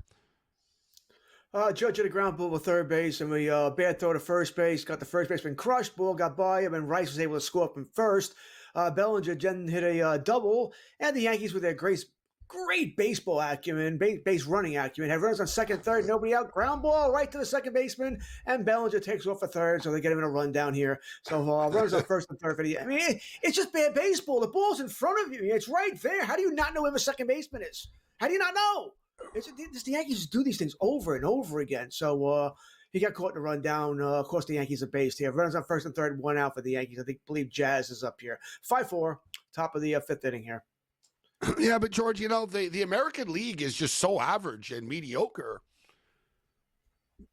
Like in a series, I think the Yankees can beat people. And it's funny because earlier in the year, I've been dismissed. I'm like, the Yankees don't have a hope in hell of getting, I'm like, no, like they're a bad baseball team. I used to kid with you. I'm like, I don't know how they win as many games as they do. And you told me, well, they hit a lot of home runs. Now they're really hitting a lot of home runs. I know there's a difference in October and the ball doesn't travel and better pitchers and all that, but they get into playoffs, Kurtz. Who's a team that scares you the most? That you're like, who's a team that you say, we can't beat them if we play them in the playoffs in the American League? What's the team that always beats the Yankees? Houston. The Houston Astros. Right. The Houston, huh? But Houston can't hit either. You see, they can't hit. They're not that good, Houston. I agree. I completely agree. But the Yankees always have trouble beating them. And Hunter Brown's going to be no fun to face twice in a 5-game series, 3-game series. You only get faced with them one time. But the Yankees, after they play Chicago here, you're going to find out all you need to know about them. Their next 12 games are against Houston, Toronto, Detroit, and Boston. 4 teams they can't beat. All right, you're going to find out a lot about the Yankees during those 12 games. So this is where reality, back to reality, you're saying, coming up. They'll beat the hell out of Washington. They'll beat the hell out of the White Sox, bad teams. And then you'll find out over the next 12. And then they get their patsies, the Minnesota Twins. They play with Twins, so then they'll get their Washington Generals here. But you'll find out about the Yankees then. Are they a real team, a mirage? I understand what you're saying, but there's no Minnesota Twins in the playoffs this year. I don't think Cleveland's making the playoffs this year. I know. Those so are the teams they usually beat. Detroit aren't a free pass. So hypothetically, you play Detroit, but you could beat Detroit, but toss up. What about the Jays? Yankees, they can't Jays. beat the Jays. Well, they have 2 wins versus the Jays this year. The Jays have destroyed the Yankees. Boston's wrecked the Yankees. All right. You don't beat division teams. That's the problem. You're right. You're getting owned by teams in your division. They don't. The only division team they have a winning record against this year are the Tampa Bay Rays, which is ironic. I hate to say it, but I kind of agree with you. Like if you ask me, all right, the Red Sox are playing the Yankees in a playoff series next week, I'd take the Red Sox. If you told me the Blue Jays. If you told me the Blue Jays were playing the Yankees, I'm like, yeah, I'll take the Blue Jays. But, you're right about there's not that free pass. I'm just stating Seattle can't hit. Houston can't hit. Like, Detroit, okay, you know what I mean? But there's still the Detroit Tigers. Like, to me, George, I'm starting to look and buy in that, the Toronto Blue Jays are the team to beat in the American League. Oh, if Shane Bieber is that good, he was really good in start 1. If he is that guy, if he's that ace again, Jays are a dangerous, dangerous team. It's sort of what they needed here, although I do worry about their bullpen. I mean, Hoffman, his ERA is 5? He's terrible. So that's going to be their issue. Dude, he got hit last night, George, too. Like you saw 2 nights ago, he blew the game. So last night, okay, credit to John Schneider. That's why players like him. He's a player's guy. It was ballsy. You got a 1-run game. You're going back to Hoffman. Dude, like, did he hit someone? Like, a ball got smoked. The first pitch he threw got smoked to the wall. Like Barger caught it, like, right by the wall, George. I think he hit someone. He put someone on base. It was like stress and drama, and he got out of it on a bunch of really hard-hit balls. It's got to be a little bit of a concern. But we can say that almost about every team, right? Bullpens get shaky at times. But put it this way. The Tigers are plus 300 to win the American League right now. The Blue Jays are plus 350. Pretty wild, guys. The Blue Jays were 11-1 to win the division before the year started. They're plus 350 to win the American League. The Yankees are plus 450. The Astros are plus 500. The Mariners are plus 500. The Red Sox are 7-1. If you told me one bet, Morency, I say Toronto plus 350. What would your bet be? Oh, I'm going down with the ship. All right, so I'm going to stick with Seattle. I've been on them for a while. I'm going to stick with them. That's what I'm going to go down with the ship here. Yeah. If I didn't have any picks, and you ask me right now, I think I would agree with you. But Toronto, they do look like that team. I don't really trust Detroit. It's Scooble, and we'll see what we can get out of Flaherty and out of Mize and out of Morton. Seattle's not hitting. Houston. Valdez, I know he pitched well against Colorado, but before that, he's been struggling an awful lot in the second half. So we'll see if he's still Framber Valdez. Jordan Alvarez has looked good, but they need him to hit here. I think Toronto, like I said, if I hadn't already have bets on Seattle, Toronto would be that team. And it's hard to disagree. And like I said, very impressed with what Bieber did. Let's see if he can keep it up. It's his first start back here. Let's see if he can keep it up here. But if Shane Bieber is Shane Bieber, that is a fantastic. They paid for it. They gave him a top prospect. Yeah. They did pay for it. But that's a great trade. And everybody mocked the Max Scherzer signing. He's looking scary, too. He's figured it out as well.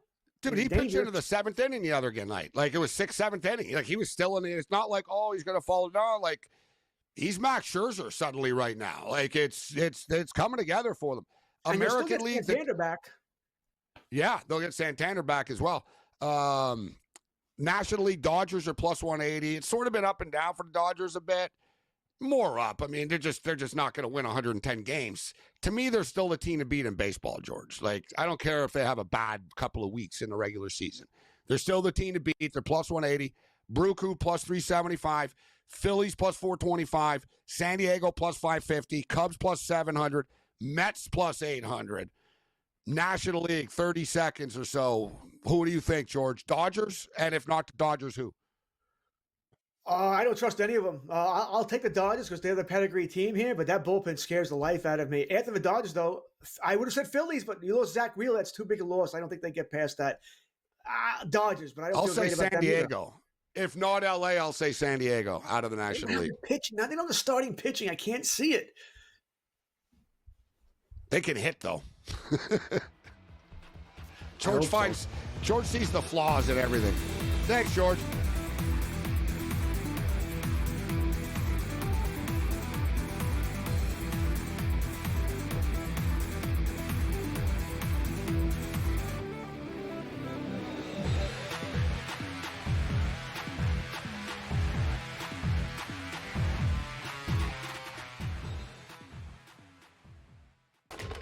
Enter into the magical world of McLuck.com, where even the smallest of spins can win real cash prizes. Adventure into over 1,000 of the best Vegas-style slot games. So what are you waiting for? Unlock your free welcome offer today. Join the fun where winners play and players win.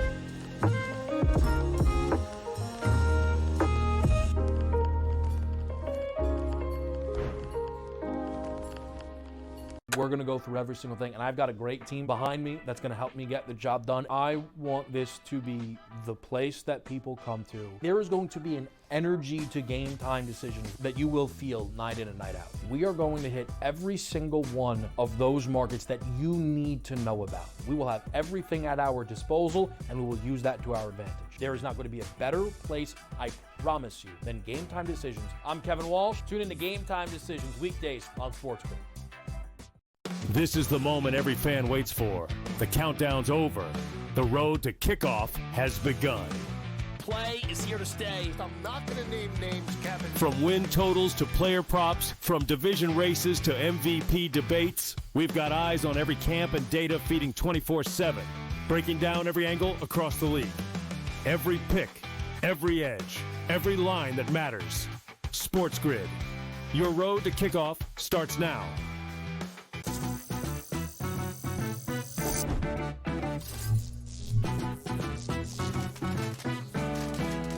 Did you know sportsbooks tend to draw up tighter bet lines for events that get even more bettors, like championship games or major matchups? My tip? Try betting on less popular sports. You might have a better shot at beating those odds. Now, go get lucky. See you in Las Vegas. Let's get lucky.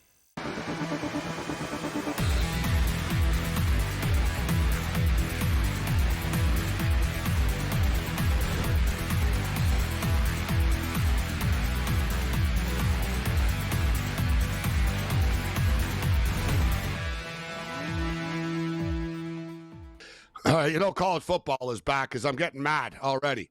I'm going to Abe Simpson and yell at the clouds. I'm going to send a letter to Modern Bride magazine. How come you only have young people on the cover of your magazine?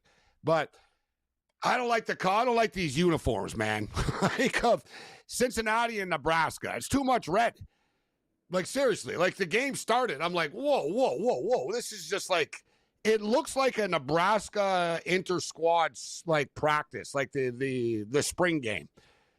Like you got the Cincinnati are decked out in all red. Red helmet, red pants, red jersey. They're like all like red.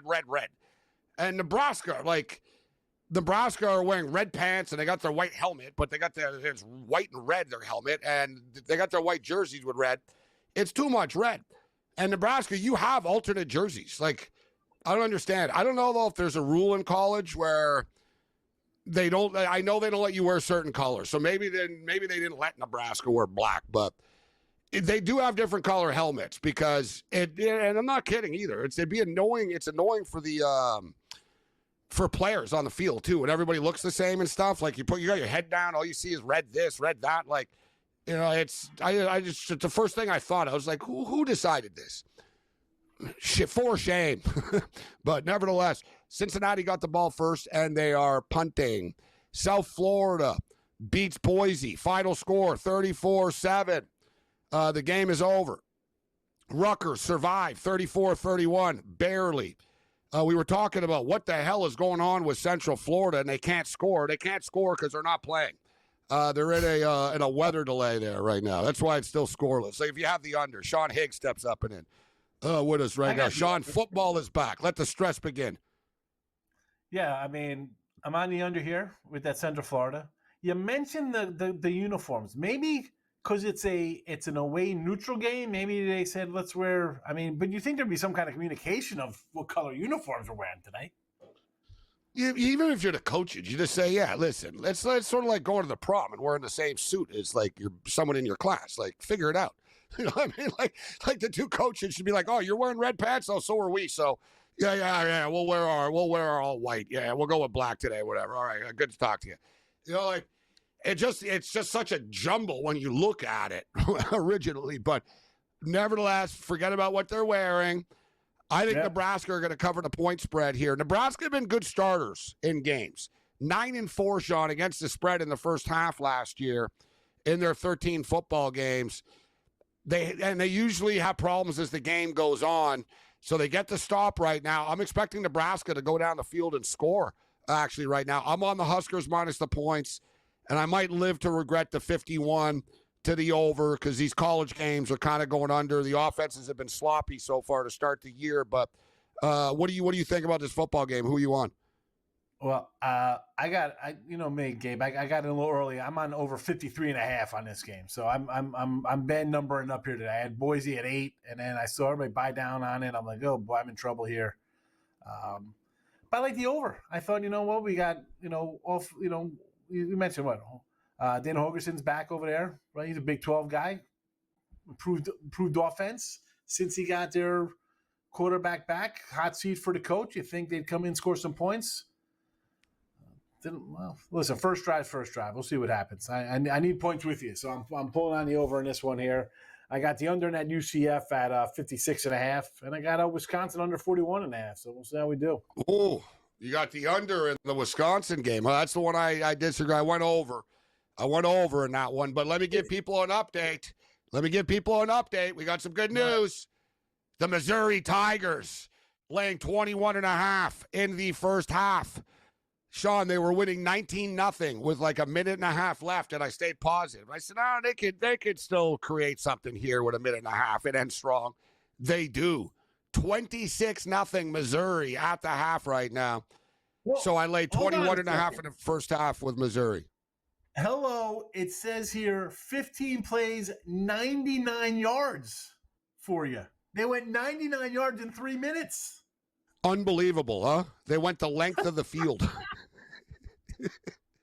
I'm looking at that's almost them knowing. Listen, we're covering the first half. Like, you know what I mean? Gabe, 3rd and 2 at their own 9. They run the ball. Then they have 1st and 10 at their own 20. Then they decide to pass with $1.50 left, and they move down the field. Yeah, so it went from, all right, let's just end the half to getting a first down to, well, hey, maybe. Maybe we got that's amazing. With no time on the clock. That's amazing. 26-0. But this really helps. They were laying speaking of numbers, these numbers move, guys, right? So it was 35.5, so sort of all week, Missouri, Sean. It went up to 39.5. Today it came down. I got it at 38.5. Bad number, but I bet it at 38.5. And I bet over 21.5. Or I took minus 21.5 in the first half. But that was big. Like, big difference between 19-0 and 26, especially when you're laying 38. Sure. Now I just need 2 more touchdowns in the second half here. Yeah, and you should be all right with that. I'm not a huge jumping into the small matchups like this, laying 30s and 5. I don't like that. I think it's hard enough just figuring out the big schools. Then I got to worry about these small guys. You do a lot of small school betting, Gabe? Yes and no. I think, yeah, certain. Listen, I nearly bet the Lindenwood St. Thomas game tonight, Sean, but I was like, yeah, that's a bit degenerate. I won't do it. For the record, I would have won my bet too. Isn't Mercyhurst on the schedule tonight or something? Yeah, Mercyhurst are playing right now too. Yeah, they're in action. Speaking of which, what's the score there? I can get behind them in college basketball. We'll talk about them in like December, Mercyhurst. We'll be all right. Them, Lindenwood. I think the Mercers, I think they're done now. But yeah, they're all playing. You got Townsend and Norfolk State right now, Alabama State, UAB. But yeah, on the other side, for CAA basketball game. CAA basketball. Let's go. I'll be all over Townsend. Wisconsin and Miami, Ohio have started. Sean said he liked the under in this game. I'm on the over 41. It has come down to 38.5 right now. Wisconsin with the football, 3rd and 7 on their own 30. This game's just 3-4 minutes in. Minnesota are up 7-3 on Buffalo. Houston are up 17-0 on Stephen F. Austin right now. Houston were like 22 in this football game. So good start for the Cougars. We'll get you caught up to date with the halftime numbers. We'll get a couple of picks from Sean. Mark Zeno will join us as well.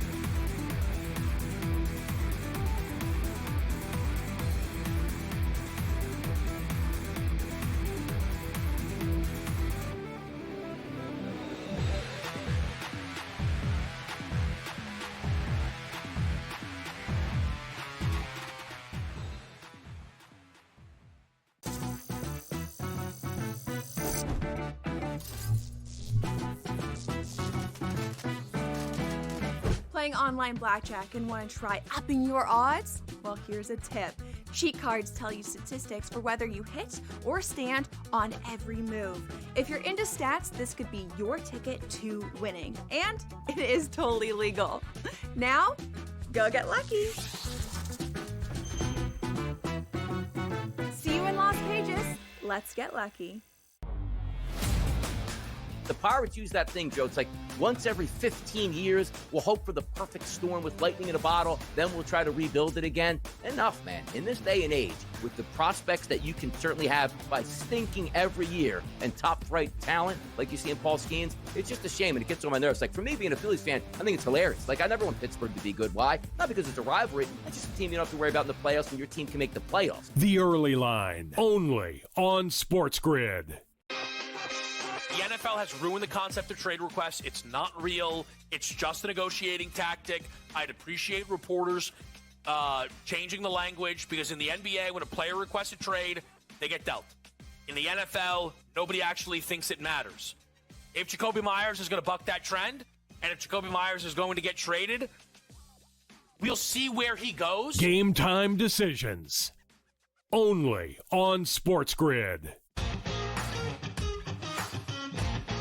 Hopefully starting in 2027, where I think the schedule could just completely get blown up, which would be so exciting for the fans, the players. So there's interesting things that I've heard that that would be like one of the first things that could say that people are talking about, and that things could really get changed up a little bit. The Smiley Show, only on SportsGrid.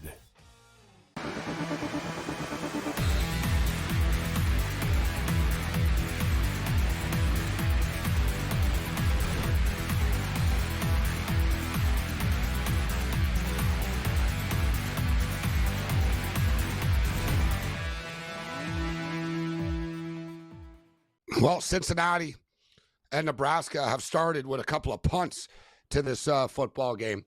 6 minutes in. We're exactly at the 9-minute mark right now. In-game live game day continues. I'm Gabriel Morency. Sean Higgs with us for a couple more minutes. Mark Zeno's going to step up and in. So we got the games going on right now. I've been keeping people up to date pretty much here. Delaware State, whatever. We got a couple of DJ on specials. But NC State are looking good tonight. They're up 24-7. Right now in East Carolina. They're laying 19.5. Jacksonville State, UCF in a weather delay. Monroe is up 7-0 on St. Francis. Wyoming Akron, Sean. Did you play this one? Wyoming up 3-0 on the Zips right now. This line, and I wanted to come in on this because this came down to what, 4.5 from a 9. A lot of people were playing Akron in this game. The hipsters were all over Akron. Went from 9 to 5. Yeah. Which at that point, I think, Gabe, you know what it's like. And I'm better early in games. I like to get ahead of numbers. But if that line moves like that I look at that as is someone just putting a max bet, a respected max bet on Akron and trying to buy back Wyoming at the lower number. Because I think Akron's going to be bad this year. I thought Akron was going to be bad. They're bad every year. They're always bad. But I hear what you're saying. I know what you mean. You know what I'm saying? 9 points, I'm not interested in Wyoming. I'd be more interested in Akron. I can say, okay, I'll take a little 10-point home dog. But at 5, I'm like, I don't know if I can do anything with Akron here. And they just scored, I think. They're on the goal line. They're going in, Akron.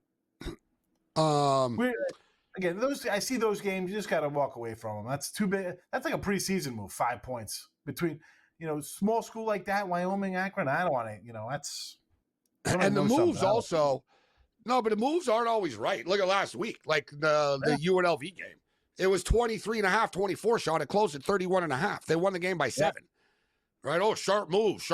Yeah, okay, sharp moves. You know what I mean? Like, a lot of the time, especially with those type of games, guys, be very suspicious of these type of moves because it's not the casual public that are betting these games. So, you could have Billy's group and a bunch of syndicates and stuff playing games with numbers and like buying it back and middling. And we talk about the Akron game. Boise's the same. I mean, I was like an 8.5, 9 early and dropped all the way to 4.5. That was just a bad number, evidently. Yeah, that was a terrible performance by Boise's offense tonight.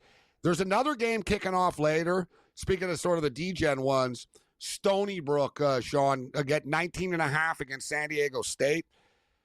The one thing with Stony Brook, guys, and we know about San Diego State, like their offense is always pedestrian. It got a little better last year. They keep on saying, no, we're going to push it. But the thing with Stony Brook is they play the 7th slowest tempo in college football. They're very deliberate and slow.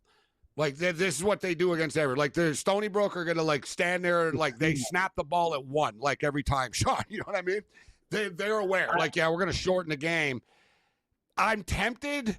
This is one there's been movement here, too. This was 15 up to 19.5, which almost worries me, Sean, because it tells me that the book said, no, the odds maker said, 15.5.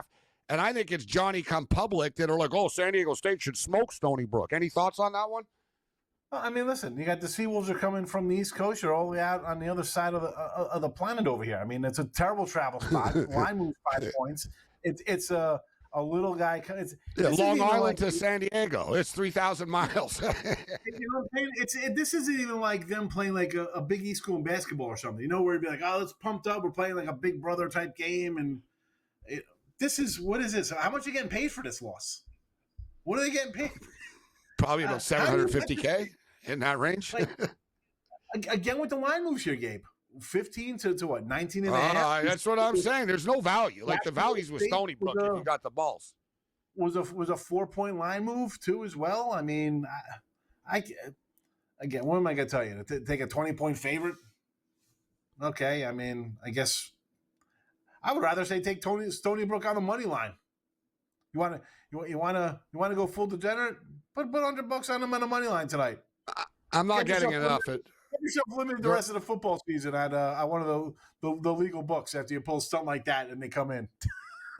They're only plus 800. That's the problem. All right, we only got about a minute. We got about 30 seconds. Shot tomorrow's games. We got about 30 seconds here. You like anything tomorrow?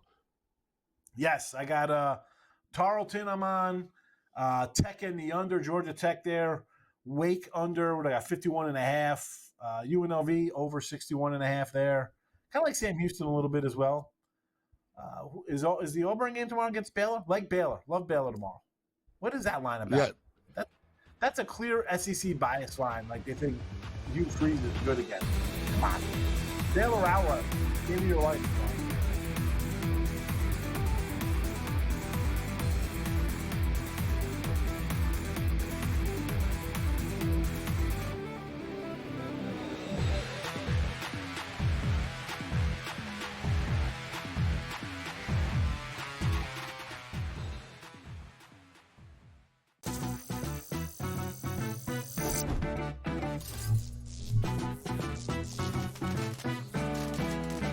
playing online blackjack and want to try upping your odds? Well, here's a tip.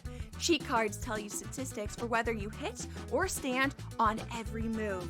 If you're into stats, this could be your ticket to winning. And it is totally legal. Now, go get lucky. See you in Lost Pages. Let's get lucky. The Pirates use that thing, Joe. It's like once every 15 years, we'll hope for the perfect storm with lightning in a bottle, then we'll try to rebuild it again. Enough, man. In this day and age, with the prospects that you can certainly have by stinking every year and top flight talent like you see in Paul Skeens, it's just a shame and it gets on my nerves. Like for me being a Phillies fan, I think it's hilarious. Like I never want Pittsburgh to be good. Why? Not because it's a rivalry. It's just a team you don't have to worry about in the playoffs and your team can make the playoffs. The Early Line, only on SportsGrid. The NFL has ruined the concept of trade requests. It's not real. It's just a negotiating tactic. I'd appreciate reporters changing the language because in the NBA, when a player requests a trade, they get dealt. In the NFL, nobody actually thinks it matters. If Jacoby Myers is going to buck that trend, and if Jacoby Myers is going to get traded, we'll see where he goes. Game time decisions, only on SportsGrid. Hopefully starting in 2027, where I think the schedule could just completely get blown up, which would be so exciting for the fans, the players. So there's interesting things that I've heard that that would be like one of the first things that could say that people are talking about, and that things could really get changed up a little bit. The Smiley Show, only on SportsGrid.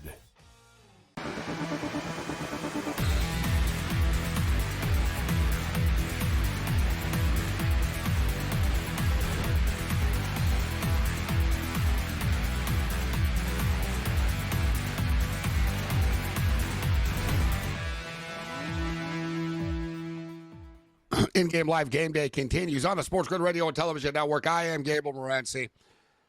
Touchdown, Missouri. The Missouri Tigers, baby. So we laid the 21.5 in the first half. We got lucky. It was 19-0. They went 99 yards in like 2 minutes to end the first half to take the 26-0 lead going into the room. But they didn't waste any time to start the third quarter. They just marched down the field and they scored another touchdown. So it's 33-0 right now. They're now laying 46.5. We laid the 38.5. Anyone that's been tuning into the show knows we've been high on the Missouri Tigers this year. We love the over 6.5 with them. And also with a lot of points here tonight, they have a quarterback competition going on. Right, Bo Prabula, the transfer from Penn State, started the first half, but Sam Horn's played the second half. So I think they're going to give Horn an opportunity to run the offense a little bit to have that competition. But let's be real. It's going to be Bo Prabula. I think that's going to be the quarterback of this football team that's going to win more than 6.5 games this year. One down, 6 to go after this. Let's bring in Mark Zito to see what he thinks about not opening night, because, you know, it kind of is, though. You know what I mean? If you know what I mean. But we got a bunch of games going on here, Mark. Cincinnati moving the football right now on Nebraska. How you doing, and which game are you keeping your eye on right now? Got my eye on 3 different games. I mean, I leaned in the under in this Cincinnati-Nebraska game, so I think a low-scoring first quarter here would certainly help that out. But I'm sweating out right now NC State. I took their team total over 37.5, and I watched them shoot themselves in the foot repeatedly in the first half. They had a 15-yard personal foul penalty inside the 5-yard line that would have been a touchdown that led to only them settling for a field goal. And then they're driving at the end of the 2-minute warning in field goal range, and their quarterback throws a pick. So we've left at least 7 points off the board here so far. It's the end of the third quarter. East Carolina is at the 4-yard line. I'd love for them to score a touchdown, East Carolina, honestly. So it forces NC State to keep their foot on the gas pedal. That's about the only way this is going to work in my favor here. But NC State certainly has some points on the board. I also have I laid the 22.5 with Houston. I felt like this was an under-the-radar game that no one was really talking about. And Houston is going to be very good. They're up 17-0, looks like at half right now. Stephen F. Austin was just overmatched. You know, Connor Wegman in a good situation. Year 2 of Willie Fritz. They bring in the OC from Tulane as well. An offense that is very up-tempo, moves fast, wants to score fast. And so I just felt like Stephen F. Austin was going to be way overmatched, especially with a good Houston defense. It's playing out that way so far. And then I went a little exotic here, Gabe. I took Miami of Ohio. First half team total under 6.5. Oh, Look, Miami, Ohio, team total under. Wow, I'm on the over 41, so I'm like, oh no, hearing you say this, but go on.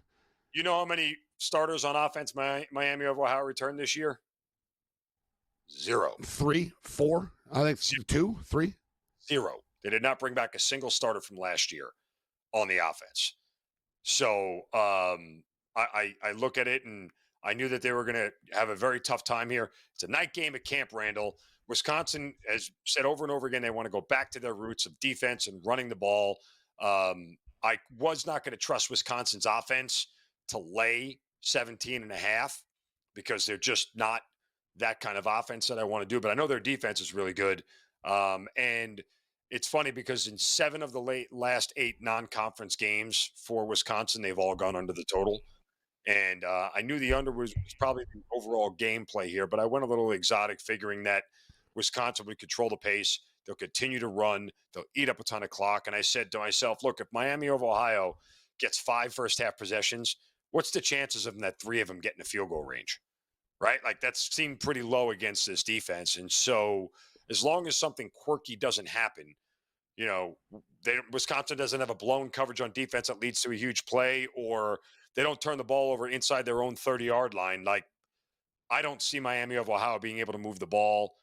This is not an offense that right now that is going to have a lot of potency. So we are under 4 minutes in the first quarter of a scoreless game. Again, didn't trust the Wisconsin offense, but I backed their defense. The new quarterback of Miami, Ohio is the Finn kid that was at Baylor, Daquan Finn.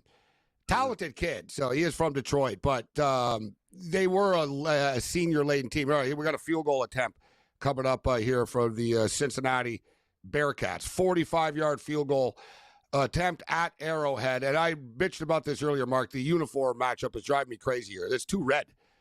You know what I mean? They got red pants, red hair. This Cincinnati, Nebraska, and they look the freaking same. The field goal is good. 45 yards. And earlier tonight, people watching the game, I loved it, Mark. The kicker's name on Boise State is actually Boomer. Can you get a better name for a kicker? But Martin Gramatica, remember Gramatica, the Tampa Bay Buccaneers? His son's the kicker at South Florida. He's also a little dude. Yeah, and he's also a little dude, and he plays in the same stadium, Mark, in Tampa, Raymond James. He kicked the field goal. He did the same celebration and everything. I'm like, man, we're getting old. Like, it was just blowing my mind. Which Gramatica was the one who tore his knee celebrating a kicked field goal? That was him. Martin? It was Martin. Yeah, it was Martin Gramatica, yeah. Oh, just don't repeat Dad's mistakes from that standpoint. It's too good, that. Remember when kickers had personalities in the old days. We got one more DJN game coming up later, and I like to bet. I'll bet off the board games, Mark, but I don't want to force anything. There's enough games, over the next months that we don't need to force plays, but we do have Stony Brook and San Diego State coming up at 10 o'clock Eastern tonight. Any thoughts on that one? No, I mean, Stony Brook, a good old product of Long Island, right? Yeah, they play the 7th lowest tempo, Mark, in the country. So that's one thing. They're going to chew the clock up. The other Long Island program is playing at Florida this weekend, too, LIU, Long Island University. So both Long Island teams are going to get their ass beat. How's that sound? Nonetheless, presents much of a challenge here for San Diego State, especially not at home. Cross-country flight all the way to San Diego, 5 hours from the island. Yeah, that's not going to go well for the Seawolves. Tomorrow night we got Auburn and Baylor as the sort of the prime time center stage game. Auburn lay 2.5. I'm high on this Baylor team actually this year, Mark. I like their over win total 7.5. They won 6 straight games last year to end the regular season. They lost the bowl game to LSU after, but a lot of experience back. Sawyer Robertson's a very good quarterback. Their defense is good by Big 12 standards. And you got Auburn laying points on the road here. Any thoughts on that? We got Georgia Tech and Colorado tomorrow at 8 o'clock Eastern, too. I lean Baylor. I'm not sure why Auburn is – I guess I understand why they're a favorite, but it feels like a little bit of bias. Like Hugh Freeze has got to show out this year for Auburn to really kind of validate his job, and I just don't know if they have the offensive potency they need to. And you're asking Auburn to go on the road against an upstart Baylor team that Dave Aranda, who – was fighting for his job at one point last year, I don't think they can afford, to start out slowly, and I think they'll be extra motivated at home. So I lean Baylor, not like a necessarily a strong field. Like, it wouldn't surprise me if Auburn came out and dominated defensively in that game. But again, going into Waco is not always an easy thing for teams to do. So I lean Auburn. And then tomorrow night, Georgia Tech, team total over 27.5. There is not anything defensively about Colorado that should impress anybody. I get Warren Sapp's a defensive coordinator, but they don't have any high-level talent. Haynes King is one of the best dual-threat quarterbacks in the country, just continuing to fly under the radar. Like, there may be a point in this season where we look at Haynes King and say, oh, Haynes King for the Heisman might be worth a little sprinkle at some point. He's got that kind of level of talent on his resume. Brent Key has turned that Georgia Tech program around. I've been told people, too, I would sprinkle a little bit on Georgia Tech to win the ACC. I mean, they play Clemson in week 3. They're probably going to get smoked, right, because they have to go to Clemson to do it. But this is also a Georgia Tech team that doesn't really have a tough schedule at all. Like, this is easily a 9-win team here, and that may be enough for them to be able to get in the ACC title game. I like this Georgia Tech team, and I agree with you as far as King is concerned. Great college quarterback. Great college quarterback. I'm not in love with the 4.5 tomorrow. I like where you're going with the team total. And I like Georgia Tech over 7.5 this year. In fact, I played it already. Georgia Tech Yellow Jackets team total over. All right, hang in for a second, Mark. We got to get your thoughts on the Micah Parsons situation.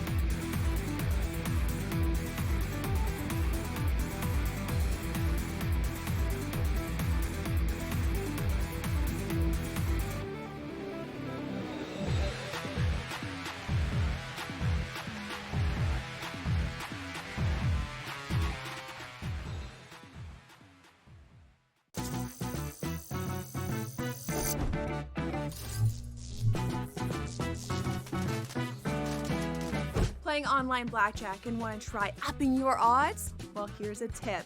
Cheat cards tell you statistics for whether you hit or stand on every move. If you're into stats, this could be your ticket to winning. And it is totally legal. Now, go get lucky. See you in Las Vegas. Let's get lucky. The Pirates use that thing, Joe. It's like once every 15 years, we'll hope for the perfect storm with lightning in a bottle, then we'll try to rebuild it again. Enough, man. In this day and age, with the prospects that you can certainly have by stinking every year and top-flight talent like you see in Paul Skeens, it's just a shame, and it gets on my nerves. Like, for me, being a Phillies fan, I think it's hilarious. Like, I never want Pittsburgh to be good. Why? Not because it's a rivalry. It's just a team you don't have to worry about in the playoffs, and your team can make the playoffs. The Early Line, only on SportsGrid. The NFL has ruined the concept of trade requests. It's not real. It's just a negotiating tactic. I'd appreciate reporters changing the language, because in the NBA, when a player requests a trade, they get dealt. In the NFL, nobody actually thinks it matters. If Jacoby Myers is going to buck that trend, and if Jacoby Myers is going to get traded, we'll see where he goes. Game time decisions, only on SportsGrid. Hopefully starting in 2027, where I think the schedule could just completely get blown up, which would be so exciting for the fans, the players. So there's interesting things that I've heard that that would be like one of the first things that could say that people are talking about, and that things could really get changed up a little bit. The Smiley Show, only on SportsGrid.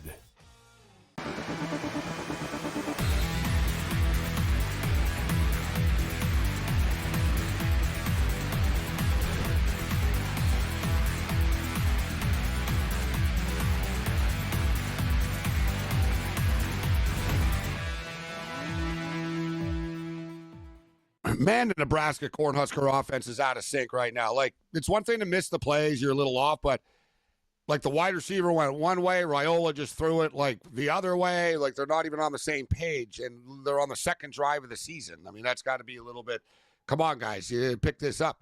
But on offense, 3-0 for the Cincinnati Bearcats. Mark astutely brought up earlier, Mark Zeno with us, he astutely brought up, but the Houston Cougar Stephen F. Austin game was kind of flying under the radar. And Connor Wegman, people, it's easy to forget, Mark. It's funny how times will change. I do a lot of draft talk all the time. We're always looking at the draft board. And dude, like 2 years ago, Connor Wegman was projected to be like a top 5 NFL. Like he was one of the top 5 names in the NFL draft, like last year. Yep. You know, it was 2 years ago. Texas A&M bounces around, loses the job, etc. Hell, like Carson Beck and Quinn Ewers were the top choices at this time last year, Mark. Yeah. He had a defunct Jimbo Fisher and a team that was going nowhere. You know, it was a bad situation. Now he gets into a good situation with an offensive-minded coach. You know, coming off a 4-win season, Willie Fritz really wants to turn it around. He's going to, and again, he brought in the OC from Tulane, who knows that offense. And if you remember anything about Tulane, like I said, they play very fast. They play very up-tempo. Wegman's going to thrive in this offense. They have, you know, good receivers on the field. They also have a very good defense. They're going to have a lot of opportunities. I'm not saying Houston's going to, I think Houston can get 6 wins to get to a bowl game this year playing in the Big 12. They got a really tough schedule. They got to go to Arizona State. They got a tough game at Corvallis. They got to go to against Oregon State. And I think they have another tough road game in the Big 12. I forget what it is off the top of my head. But, you know, I don't know if they'll win 7 or 8 games, but I think they'll win 6 and get to a bowl. And Mark, when he said it, I'm like, you know what? Laying 22. I was like, yeah, they were like 22-point favorites. And I was thinking, Mark, they're up 17-0 at the half, and it was 23.5. I'm like, that's a little light. Like, 7 points wins me the second half with this number. I got it in, but it's 26.5 now, just for the record, everybody. So it's 26.5 now at the half. Houston up 17, 17-0. I want to get your thought on the Parsons deal, but you were talking about Auburn and Baylor. I agree with you tomorrow. I do. I like Baylor in this game. And then Saturday, you know, we got the big Texas and Ohio State game, LSU and Clemson. You know, which big game are you most looking forward to betting on? And is there an under-the-radar game that you like on Saturday that nobody is talking about? So in the big games here, what I'm looking at more than anything, Ohio State, Texas first half under. I mean, look, first of all, you got an early 12 o'clock start. That's number one. Number two, you have a first-time starting quarterback for Ohio State. And then you got Arch Manning, who's got all the pressure in the world on him. Going into playing one of the toughest environments in all of football. And I think both of these coaches are smart enough to know that what they're not going to do against two teams that had top 5 defenses last year is put their young quarterback at a disadvantage by taking shots early and making mistakes. So I expect the tempo to be very slow. I expect a lot of checkdowns. I expect a lot of underneath stuff where they're not going to try to put their quarterback in a situation against an elite level defense where they are going to find themselves behind the chains often, right? That's not going to help them out against these two defenses. So I think the pace will be slow. I think the first half under is the best bet I got in that game. You know, a fun game, guys, that people aren't really talking about. It's the last game of the night, too. There's a couple of games at 11 o'clock Eastern, Colorado State and the Washington Huskies, but the Utah Utes go to the Rose Bowl to take on UCLA.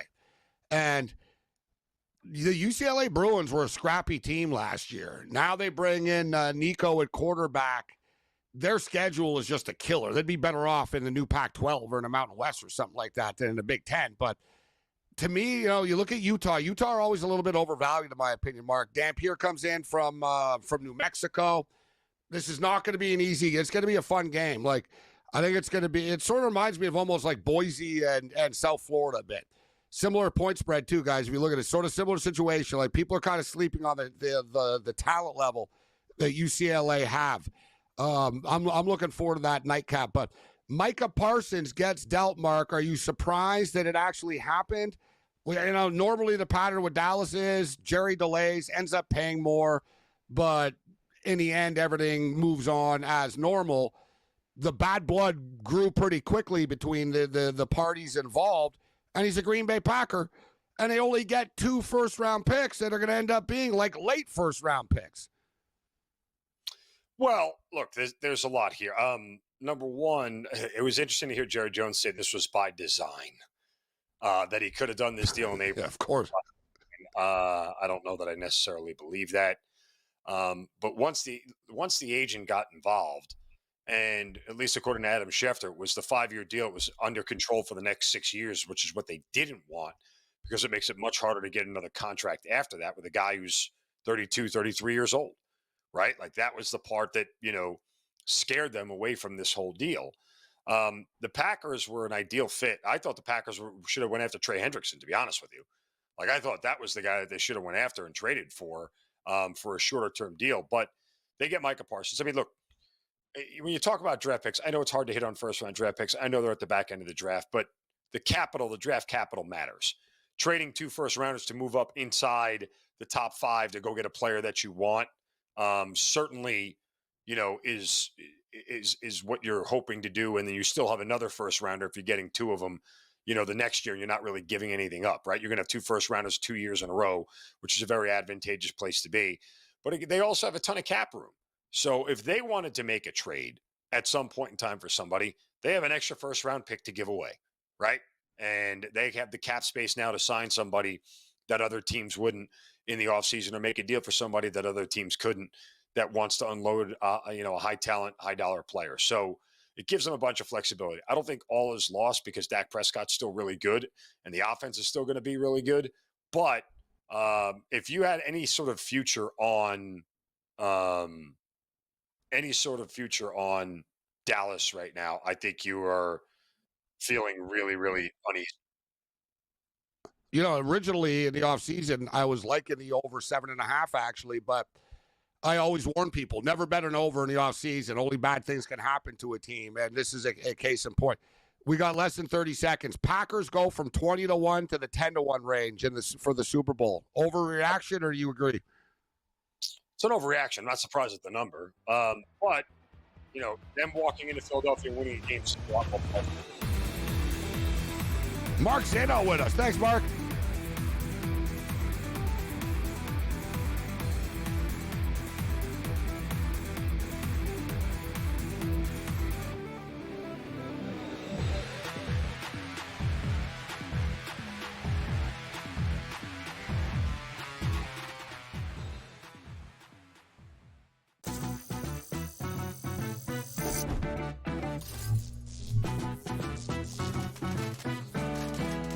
Playing online blackjack and want to try upping your odds? Well, here's a tip. Cheat cards tell you statistics for whether you hit or stand on every move. If you're into stats, this could be your ticket to winning. And it is totally legal. Now, go get lucky. See you in Las Vegas. Let's get lucky. The Pirates use that thing, Joe. It's like once every 15 years, we'll hope for the perfect storm with lightning in a bottle, then we'll try to rebuild it again. Enough, man. In this day and age, with the prospects that you can certainly have by stinking every year and top flight talent like you see in Paul Skeens, it's just a shame, and it gets on my nerves. Like, for me, being a Phillies fan, I think it's hilarious. Like, I never want Pittsburgh to be good. Why? Not because it's a rivalry. It's just a team you don't have to worry about in the playoffs when your team can make the playoffs. The Early Line, only on SportsGrid. The NFL has ruined the concept of trade requests. It's not real. It's just a negotiating tactic. I'd appreciate reporters changing the language, because in the NBA, when a player requests a trade, they get dealt. In the NFL, nobody actually thinks it matters. If Jacoby Myers is going to buck that trend, and if Jacoby Myers is going to get traded, we'll see where he goes. Game time decisions, only on SportsGrid. Hopefully starting in 2027, where I think the schedule could just completely get blown up, which would be so exciting for the fans, the players. So there's interesting things that I've heard that that would be like one of the first things that could say that people are talking about, and that things could really get changed up a little bit. The Smiley Show, only on SportsGrid.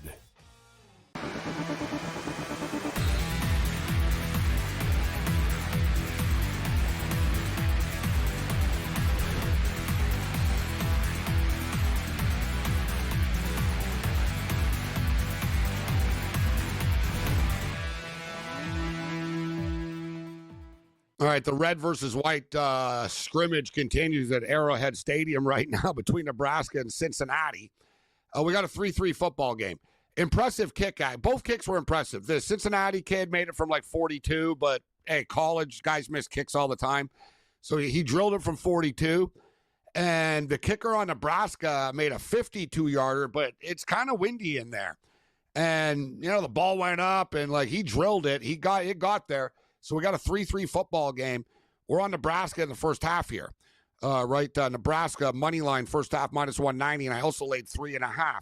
as far as the football game itself is concerned right now. So we got a 3-3 game. We're really early in the second quarter. There's 13 and a half left in the second quarter. Point spread closed at 6. Nebraska are currently 5.5. The total has come down, though, from 51 to 41.5. So we got a 41.5 on the board right now with Nebraska and Cincinnati. For the record, the earlier game tonight, similar situation. Total was in the 60s. It got down to 45, 44.5 at the half, and it still didn't end up getting there. So Nebraska and Cincinnati, both defenses are sort of swarming right now. Missouri have taken a 40-0 lead on Central Arkansas. That's what we like to see, considering we laid to 38.5, and we laid 21.5 in the first half, and they were up 26-0 at that point. Elon giving Duke all they can handle, 24-17. You know what? Right now, so it's 24-17. Elon actually have the football. They were just getting 14.5. It just moved to 13.5. I was going to say, you know what? Let's jump in here. Like, there's a little bit of a cushion here. UCF and Jacksonville State have been stalled for like hours now due to weather. So, and we have that game in our money line parlay, but that'll just be null and void when it's all said and done. Minnesota are up 10-3 right now on the Buffalo Bulls at the half. In-game total, 32.5 at the half. Minnesota minus 14.5. Houston. We told you, we were just talking with Mark Zinno. We jumped in on Houston in the second half here, minus the 6.5. So I got Houston minus 23.5, but it's 27.5 right now. Houston do have the ball at midfield. I don't think Houston are going to take the pedal off the metal in this game. Alabama State beating UAB right now. Isn't that where Trent Dilfer's the coach? So Alabama State are plus 215 on the money line, and they're up by 4. I wouldn't be surprised if UAB screwed this up, actually, and didn't win. Wisconsin up 3-0. I like the over in this game. Not a great start. The total's dipped all the way to 31.5 right now, but Wisconsin do have the ball at midfield. 11 minutes left in the second quarter. Wisconsin are currently laying 13.5 in this football game. DGen special, Stony Brook and San Diego State kicking off in a couple of minutes. The total is 53.5 in this game. San Diego State are 19.5 right now. Listen, the point spread was 14.5, 15 for this game.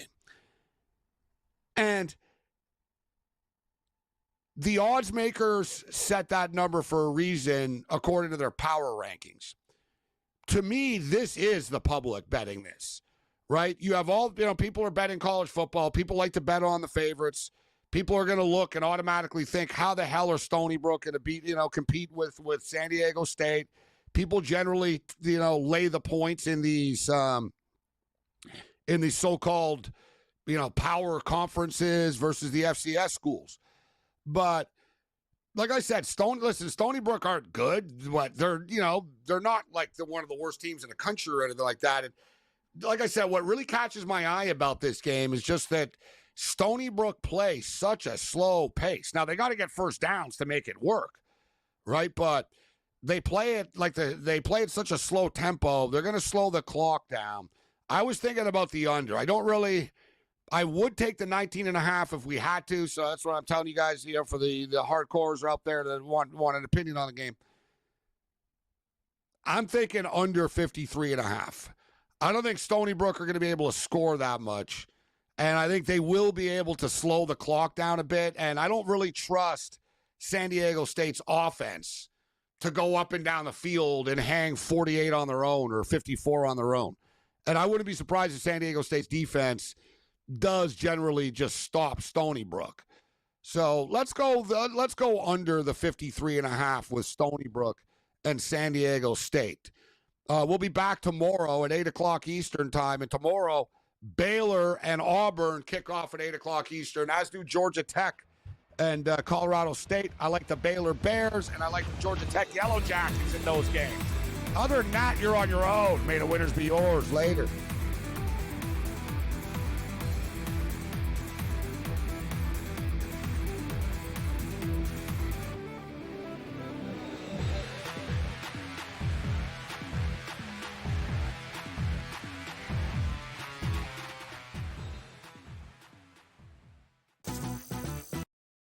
Alabama, Florida State. Years Georgia opened with Clemson, and then Oregon and LSU and Les Miles opened with Oregon and smacked them around. Alabama knocked around USC and Wisconsin and